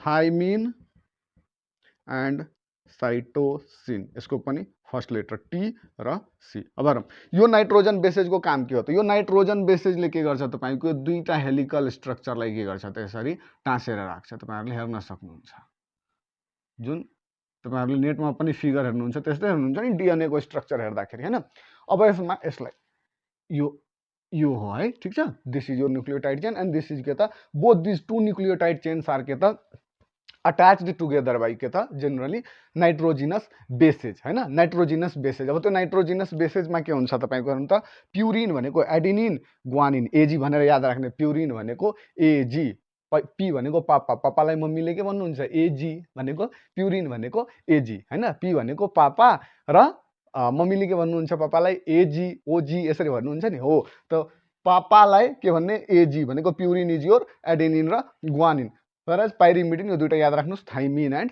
साइटोसिन ठीक छ थाइमिन एन्ड साइटोसिन अब हेरौँ यो ए र अर्को के छ तपाईको टी ए ले जहिले पनि कसकोसँग बन्ड बनाउँछ टी सँग र जी ले जहिले पनि कसकोसँग बनाउँछ सी सँग बनाउँछ A always bonds with T यो रुल हो भनेर याद राख्नुस् A always bonds with T and G always bonds with C अब यो ए र टी को बीचमा तपाईको के हुन्छ त डबल बन्ड को यो जुन बन्ड हुन्छ त्यो डबल बन्ड हो हाइड्रोजन बन्ड हो कस्तो हो हैन यहाँ डबल हाइड्रोजन बन्ड र ग्वानिन र साइटोसिन को बीचमा कतिवटा हुन्छ त तीनवटा बन्ड कतिवटा बन्ड हुन्छ तीनवटा bond so this is all about के त structure of a DNA deoxyribonucleic acid जसलाई हामी भन्छौँ हैन अब डीएनए को काम के हो त यो एउटा स्टोर हाउस हो केमिकल बेसिस अफ इनहेरिटेन्स भन्छ यसलाई हाम्रो अब आँखा बन्नु छ दुईवटै बन्नु छ हातमा औला बन्नु छ पाँचवटै बन्नु छ यो सबै इन्फर्मेसन कहाँ हुन्छ त store these all informations are stored in your chromosome र क्रोमोजोमलाई अनवाइन्ड गरेपछि हामीले के पाएको थियौँ DNA so all these things are के त स्टोर्ड इन योर डिएनए र यसको कारणले नै इनहेरिटेन्स के छ त सम्भव छ र यसले आफूभित्र राखेको हुन्छ र जब फर्दर के हुन्छ त बच्चा हुन्छ अफस्प्रिङ हुन्छ त्यसमा यो ट्रान्सफर पनि गर्दै जान्छ यो सब क्यारेक्टरिस्टिक्सहरू र यसले के गर्छ त अब यहीँबाट के हुन्छ यसले यो जुन एटीजीसी छ नि यसको तीनवटा यदि फ्रेगमेन्ट बनायो भने त्यसले एउटा पर्टिकुलर प्रोटिनको लागि इन्कोड गर्छ हैन र त्यही प्रोटिनको इन्कोड भइसकेपछि त्यसको इन्कोड गर्ने काम कसले गर्छ त्यो भनेको आरएनए को काम हो कसको काम हो आरएनए को काम हो अहिले बताउँछु तपाईलाई जब हामी आरएनए को बारेमा पढ्छौँ। सो आई होप डिएनए को बारेमा सबै थोक क्लियर छ। तपाईहरुले जान्नु भनेको यति कुरा यदि जान्नुभयो भने ठिक छ। न्युक्लियोसाइड प्लस फस्फेटलाई हामी के भन्छौँ? न्युक्लियोटाइड हैन। र यसमा अब न्युक्लियोसाइडमा के छ त डिओक्सिराइबोज सुगर छ एउटा, र एउटा के छ त तपाईको नाइट्रोजन बेसेस छ। नाइट्रोजन बेसेसमा प्युरिन र पाइरिमिडिन, एडिनिन, गुआनिन, थाइमिन र साइटोसिन, पापा एजी भनेर मैले भनेको छु है। ल अब यति कुरा बुझिसकेपछि डिएनए को सबै स्ट्रक्चर बुझिसकेपछि नेक्स्ट विल गो टु के त the next thing, that is RNA. So let me write get the topic as RNA. DNA को कुरा बुझ्यौं हामीले, स्क्रिनशट लिनु भएको होला हैन। अब RNA को कुरा बुझौं हैन। So let's talk about RNA। त त्यहाँ DNA थियो भने डिअक्सिराइबोन्युक्लिक एसिड थियो, यहाँ RNA हो भने सिम्पल के लेख्ने? राइबोन्युक्लिक एसिड, और समवेयर सम बुकले के पनि लेख्छ त राइबोज न्युक्लिक एसिड। अब यसमा तपाईले धेरै बुझ्नु पर्दैन हैन, सिम्पली यसरी बुझ्ने। आरएनए को काम के हो त तपाईको? अब आरएनए को पार्ट्स पहिले बुझौं, व्हाट टाइप्स बुझौं। दिस आरएनए सिंगल स्ट्रैंडेड, पहिले स्ट्रक्चर लेखौं है। यसको स्ट्रक्चर कस्तो हो त? Single stranded structure. के हो यसको? सिंगल स्ट्रैंडेड स्ट्रक्चर भनेको यो सिंगल, यसरी सिंगल स्ट्रैंडेड स्ट्रक्चर नै हुन्छ। हेर्नु है, यो फोटोमा पनि हेर्न सक्नुहुन्छ। सिंगल स्ट्रैंडेड स्ट्रक्चर मात्र हुन्छ, अर्को स्ट्रैंड हुँदैन यसमा हैन। अब स्ट्रक्चर बुझ्यो, यसको काम के हो त? फंक्सन भनेको प्रोटीन फर्मेसनमा हेल्प गर्ने हैन, यो काम हो यसको आरएनए को। आरएनए को फुल फर्म राइबोन्युक्लिक एसिड। स्ट्रक्चर बुझ्नुभयो, फंक्सन बुझ्नुभयो। अब यसमा हेरौं, यो हामीले पढाएको थियौं नि ए टी जी र सी हैन। अब डीएनए र आरएनए मा एउटा मेजर जुन तपाईको डिफरेन्स फाइन्ड गर्न सक्नुहुन्छ, त्यो डबल स्ट्रैंडेड स्ट्रक्चर र सिंगल स्ट्रैंडेड स्ट्रक्चर त बुझिसक्नुभयो, यहाँ फिगरबाट क्लियर छ। अर्को के छ कि एटीजीसी जुन थियो नि, यसरी लेखेका थियौं हामीले, एजीटीसी भनेको ए ले टी सँग बनाइरहेको थियो र जी ले सी सँग बनाइरहेको थियो। डीएनए मा एडेनिन थाइमिन सँग जोडिरहेको थियो, but in case of RNA simply यहाँ थाइमिनलाई हटाएर के लेखाइदिन्छ त?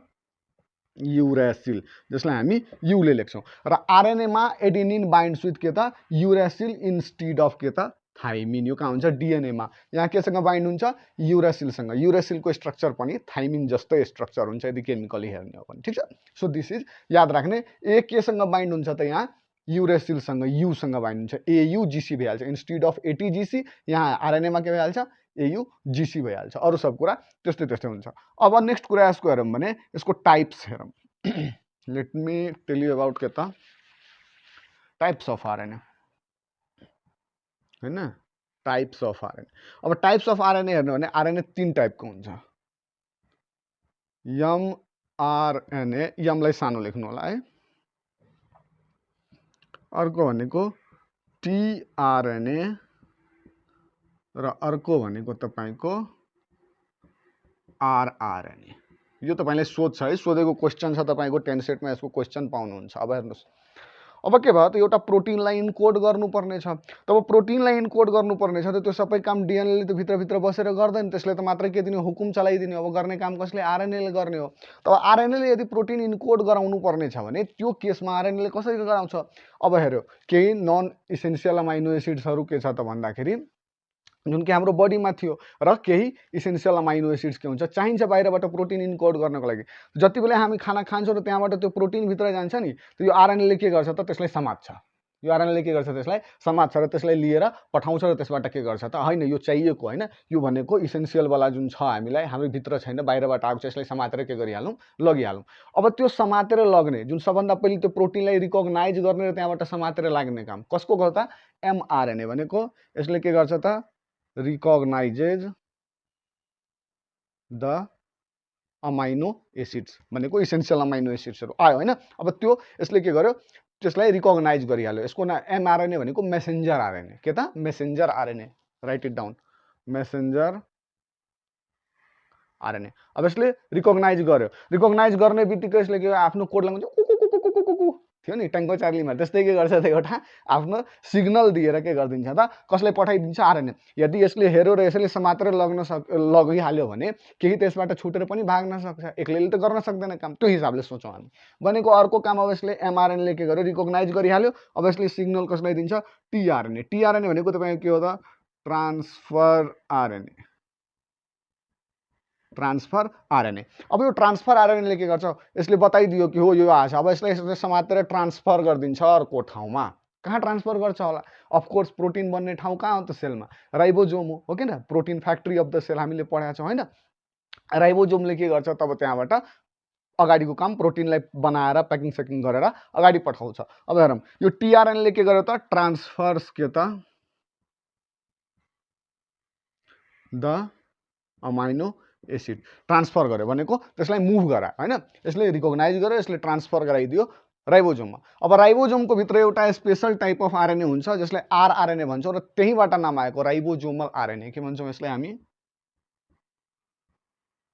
राइबोसोमल आरएनए होइन, राइबोसोमल आरएनए। अब राइबोसोमल आरएनएले के गर्छ, त्यहाँबाट यसले जुन पठाइदिएछ अमाइनो एसिड, यो सबैले आफूभित्र होइन डिफ्रेन्ट सेलको जुन मेकानिजम तपाईँहरूले पढ्नु भएको छ होइन, त्यो प्रोटिन बनाउँछ, त्यसलाई प्याकिङ गर्छ र त्यसपछि के गर्छ त अगाडि गएर पठाउँछ, र तब त्यो प्रोटिनले के गर्छ, काम गर्छ भनेको दिस एक्चुअली मेक्स प्रोटिन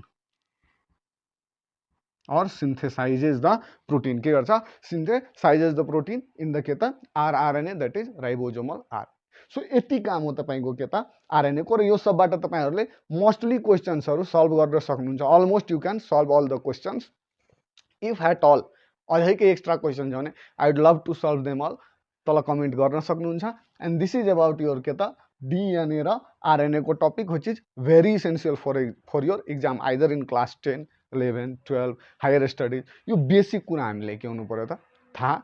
यो सब कुरा बुझिसकेपछि होइन हामीले के बुझ्नुपर्ने हुन्छ, 2-3वटा टपिक अझै यसमा, यो डिएनएबाट आरएनए, आरएनएबाट प्रोटिन, यस्तो कहानीहरू भइरहन्छ होइन सेलमा, र यसरी नै के भइरहेछ त कम्प्लिटली सबै जति पनि लिभिङ बिङ्स हो त्यसको इभोल्युसन भइरहेछ होइन। त यसमा अब यो 2-3वटा प्रोसेस बुझ्न एकदम जरुरी छ, किनभने त्यहाँबाट क्वेसन चाहिँ सोध्ने काम गर्छ है।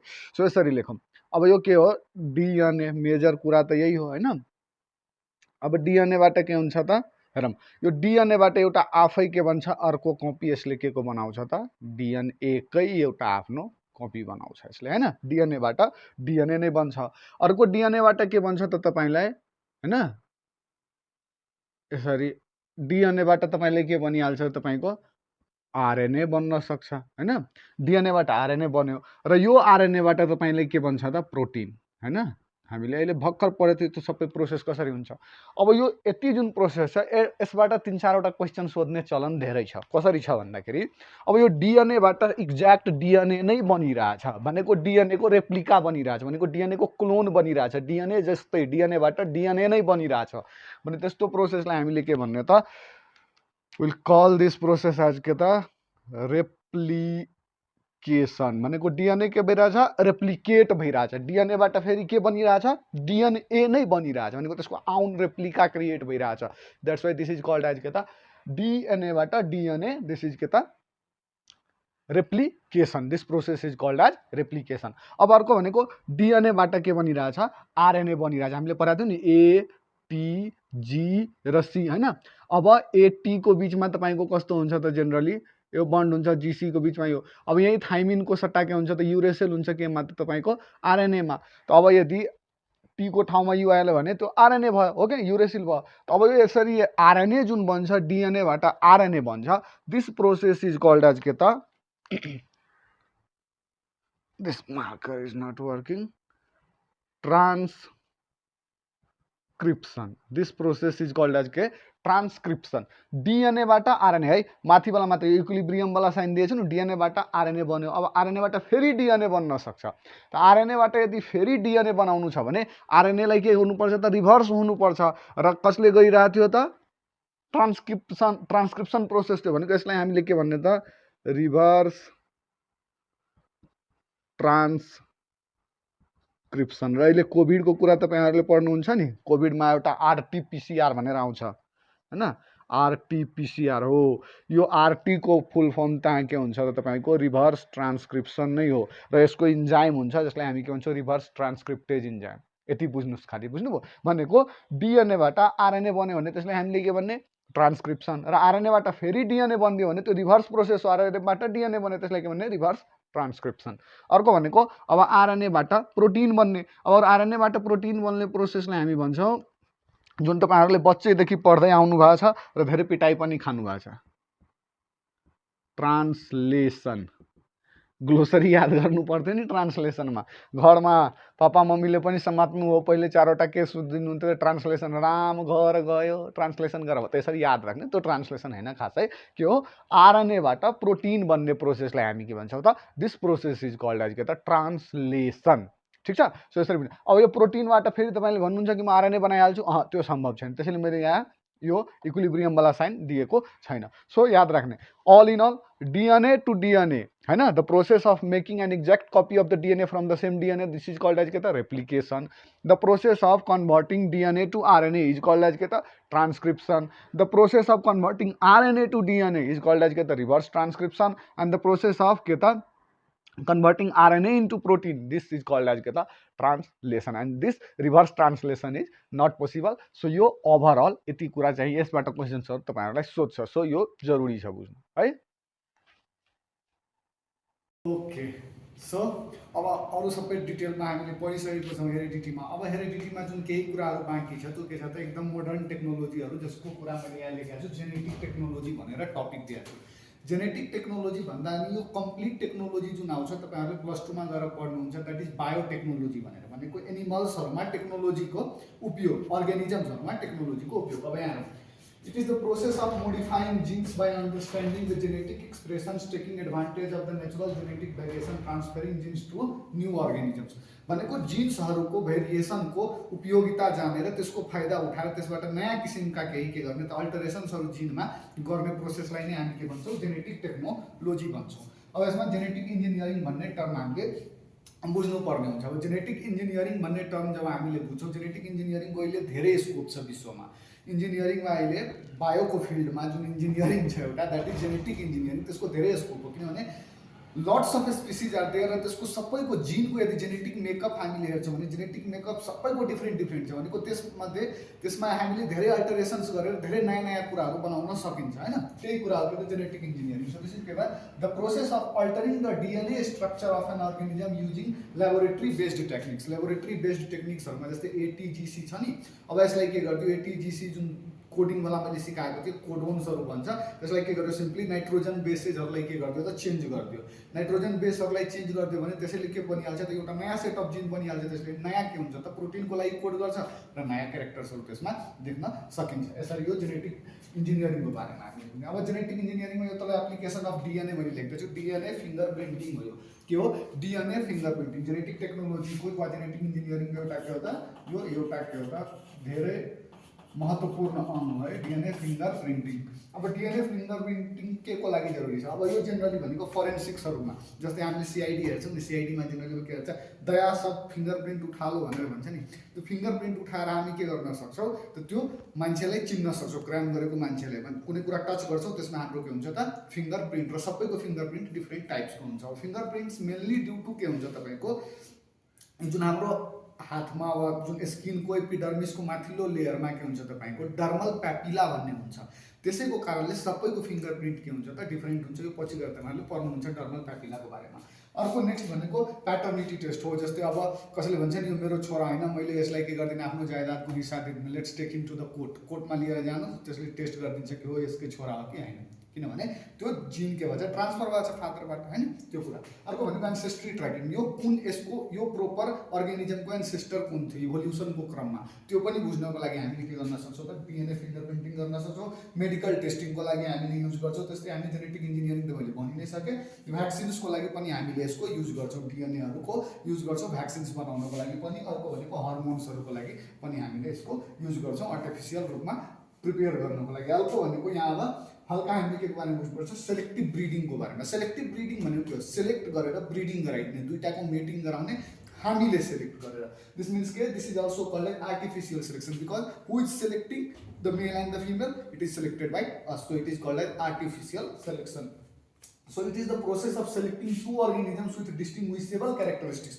दुईटा अर्गानिजम जसको डिस्टिङ्ग्विसेबल फरक फरक क्यारेक्टरिस्टिक्सहरू छ, त्यो दुवैलाई मेट गराएर एउटा न्यू अर्गानिजम बनाउने, त्यो पनि एउटा नयाँ क्यारेक्टरको हुनसक्छ. ओके, सो दिस इज के त सेलेक्टिभ ब्रिडिङ. र आजकल यो कुराहरूको धेरै के छ त महत्त्व छ होइन. अर्को हेरौँ, यो सेलेक्टिभ ब्रिडिङ जुन हुनसक्छ नि त्यो दुई टाइपको हुनसक्छ. एउटा इन ब्रिडिङ हुनसक्छ, एउटा आउट ब्रिडिङ. इन ब्रिडिङ भनेको धेरै क्लोजली रिलेटेड छ.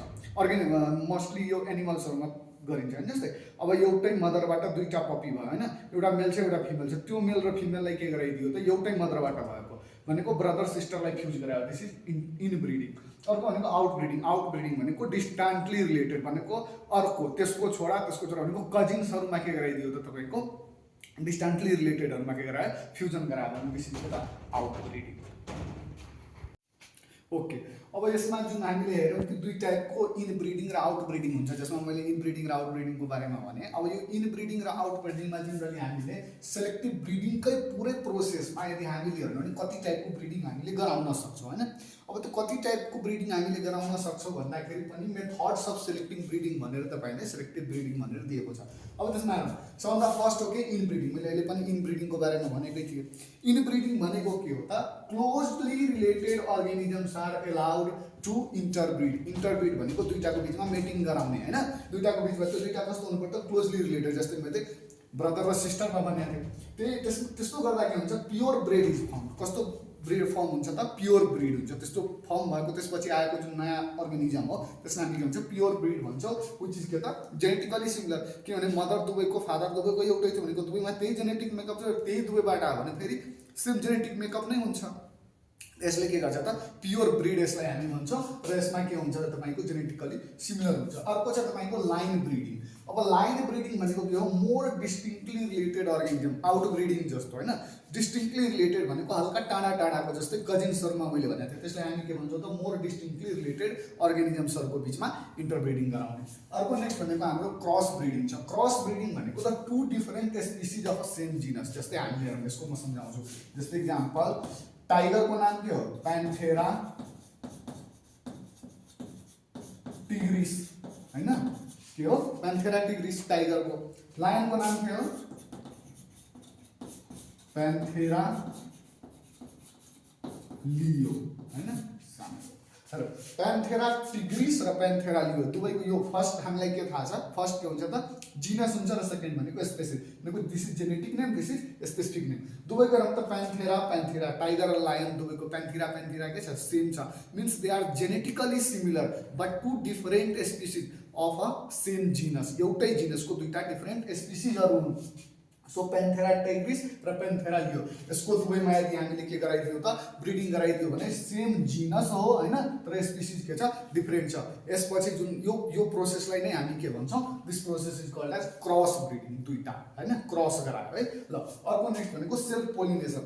पोलिनेसनको बारेमा तपाईँहरूलाई थाहै छ होइन. सेल्फ पोलिनेसन भनेको सेल्फ भनेको आफैमा भनेको एउटै प्लान्टको होइन, एउटै प्लान्टको फ्लावरमा होइन, त्यसैमा एउटा मेल पार्ट र एउटा फिमेल पार्ट जुन फ्लावरको छ त्यो दुवै एउटै प्लान्टको हुनु पर्यो. त्यसमा के गराइदियो त पोलिनेसन गराइदियो. एउटै फ्लावरमा पनि हुनसक्छ मेल र फिमेल दुवै होइन. त्यो दुवैलाई जब हामीले के गर्छौँ त both male and female flowers of the same plant. यसरी पनि गर्दा के हुन्छ, जेनेटिकली सिमिलर नै आउँछ. जेनेटिकली त्यही फ्लावरको दुवै कुरा छ, मेल र फिमेल भनेको त्यो जेनेटिकली सिमिलर. त्यही फ्लावर जस्तो र नेक्स्ट जुन जति पनि आउँछ भनेको त्यही प्लान्ट जस्तो नेक्स्ट प्लान्टहरू पनि के हुन्छ, genetically similar plant should be form. अब नेक्स्ट हेरौँ, यसमा सर्ट टपिक छ दुईवटा. एउटा एआई भनेको फेरि आर्टिफिसियल इन्टेलिजेन्स बुझ्ने होइन क्या. एआई भनेको के हो त आर्टिफिसियल इन्सेमिनेसन. के हो आर्टिफिसियल इन्सेमिनेसन?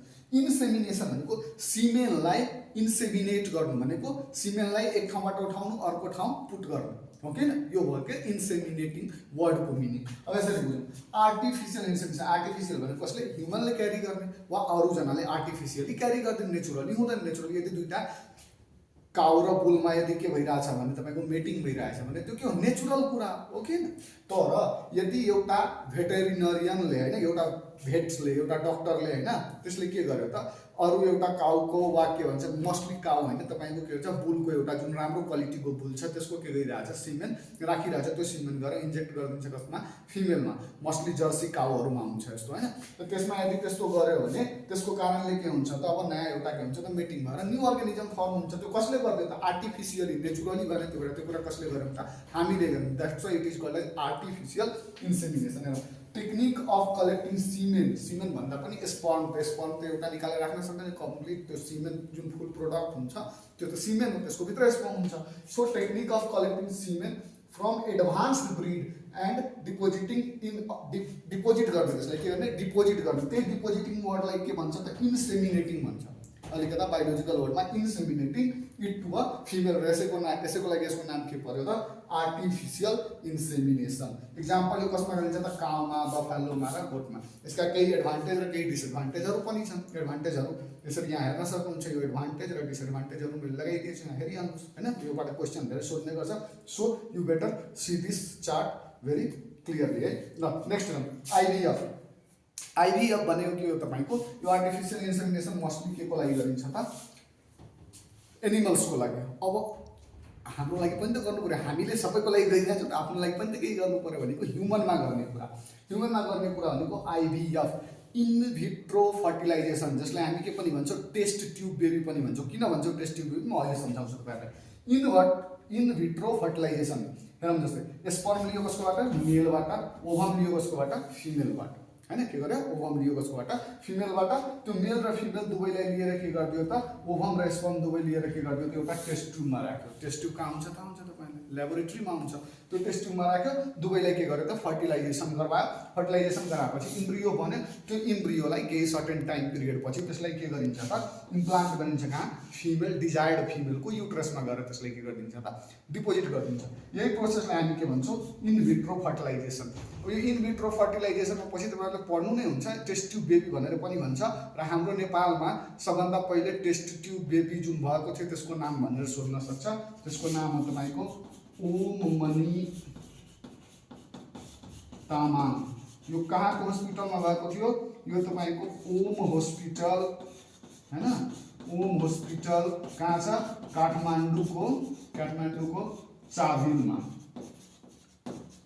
र यहाँ फर्स्टचोटि क्यारी आउट गरेको थियो त्यसैले हस्पिटलको नामबाट नै के दिएको थियो त्यो बच्चाको नाम राखिदिएको थियो ओममणि तामाङ भनेर यो पनि याद राख्नु होला यो जेनरली यसको पनि एडभान्टेजहरू र डिसएडभान्टेजहरू पनि हुन्छ मोस्टली एडभान्टेजहरू सोध्ने गर्छ यहाँ हेरिराख्नु भएको छ तपाईँहरूले यो एडभान्टेजहरू तपाईँले लेख्न सक्नुहुन्छ र यो धेरै इम्पोर्टेन्ट क्वेसन यहाँबाट पनि बन्न सक्छ अर्को केही यो क्रस ब्रिडहरूमा इम्पोर्टेन्ट कुराहरू तपाईँहरूले बुझ्नुपर्ने हुन्छ त्यो इम्पोर्टेन्ट कुरा के हो त क्रस ब्रिडमा अब जस्तै यहाँबाट केही क्वेसन्सहरू नै सोध्छ त्यो क्वेसन्सहरू नै म भनिदिन्छु जस्तै सोध्छ लाइगर भनेको के हो लाइगर के को प्रोडक्ट हो त लाइगर तपाईँको लायन र टाइगरको क्रस ब्रिड हो मेल लायन र फिमेल टाइगरको के हो त क्रस ब्रिड सुरुवाला वर्ड के हुन्छ मेलको लागि र पछाडि बेला वर्ड के को लागि हुन्छ फिमेलको लागि यसरी याद राख्ने बिफेलो भनेको बिफ भनेर हामी के भन्छौँ गाईलाई भन्छौँ नि होइन बाछीलाई भन्छ नि होइन सो बिफ भनेको यहाँनिर के राख्ने त बुल के आउँछ बुल र के त बफेलो लास्टको एलो भन्ने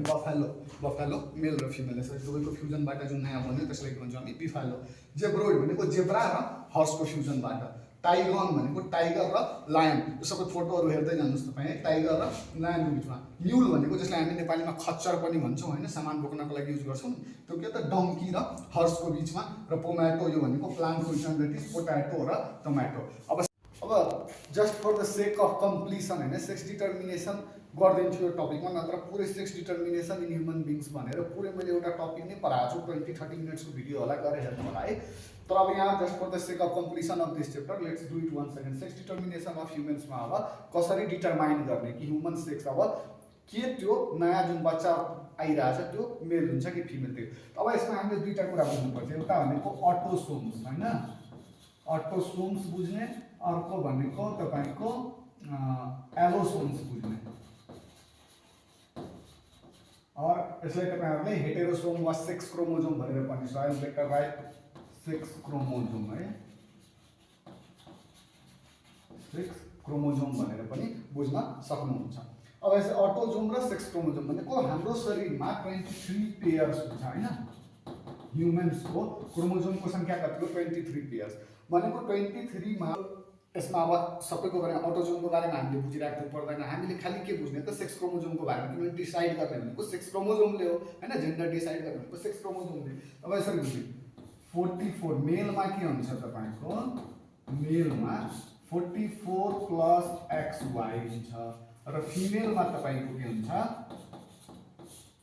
44 प्लस XX हुन्छ XX अब XX भयो भने त्यो के हो त फिमेल हो र XY भयो भने त्यो के हो त मेल हो भनेको Y ले डिटरमाइन गर्ने हो कि मेल हुनेवाला छ कि फिमेल हुनेवाला छ Y भयो भने त्यो के हो त मेल हो Y भयो भने त X अलरेडी छँदै छ भने त्यो के हो त फिमेल हो त यसरी हामीले बुझ्ने अब यसमा हेरौँ यो जेनरली मेल 44 45 46 वटा क्रोमोजोम भयो नि 44 45 46 हैन 46 वटा क्रोमोजोम भयो अब यसरी बुझ्ने अब खाली म यो XY र XX लिइरहेको छु माना कि फ्युजन भयो कसको मेल र फिमेलमा एउटामा के थियो XY थियो हैन एउटामा के थियो त XX थियो अब यो कन्डिसनमा यसलाई बेटर यदि यसरी लेखौँ भने बुझ्नमा तपाईहरुलाई बढी इजी हुन्छ XX थियो र यहाँ के थियो XY थियो अब फ्युजन हुँदाखेरि स्पर्म र केमा त this is your ovum this is your sperm अब फ्युजन हुँदाखेरि this X goes and fuses with this X के फर्म भयो XX this X again goes and fuses with this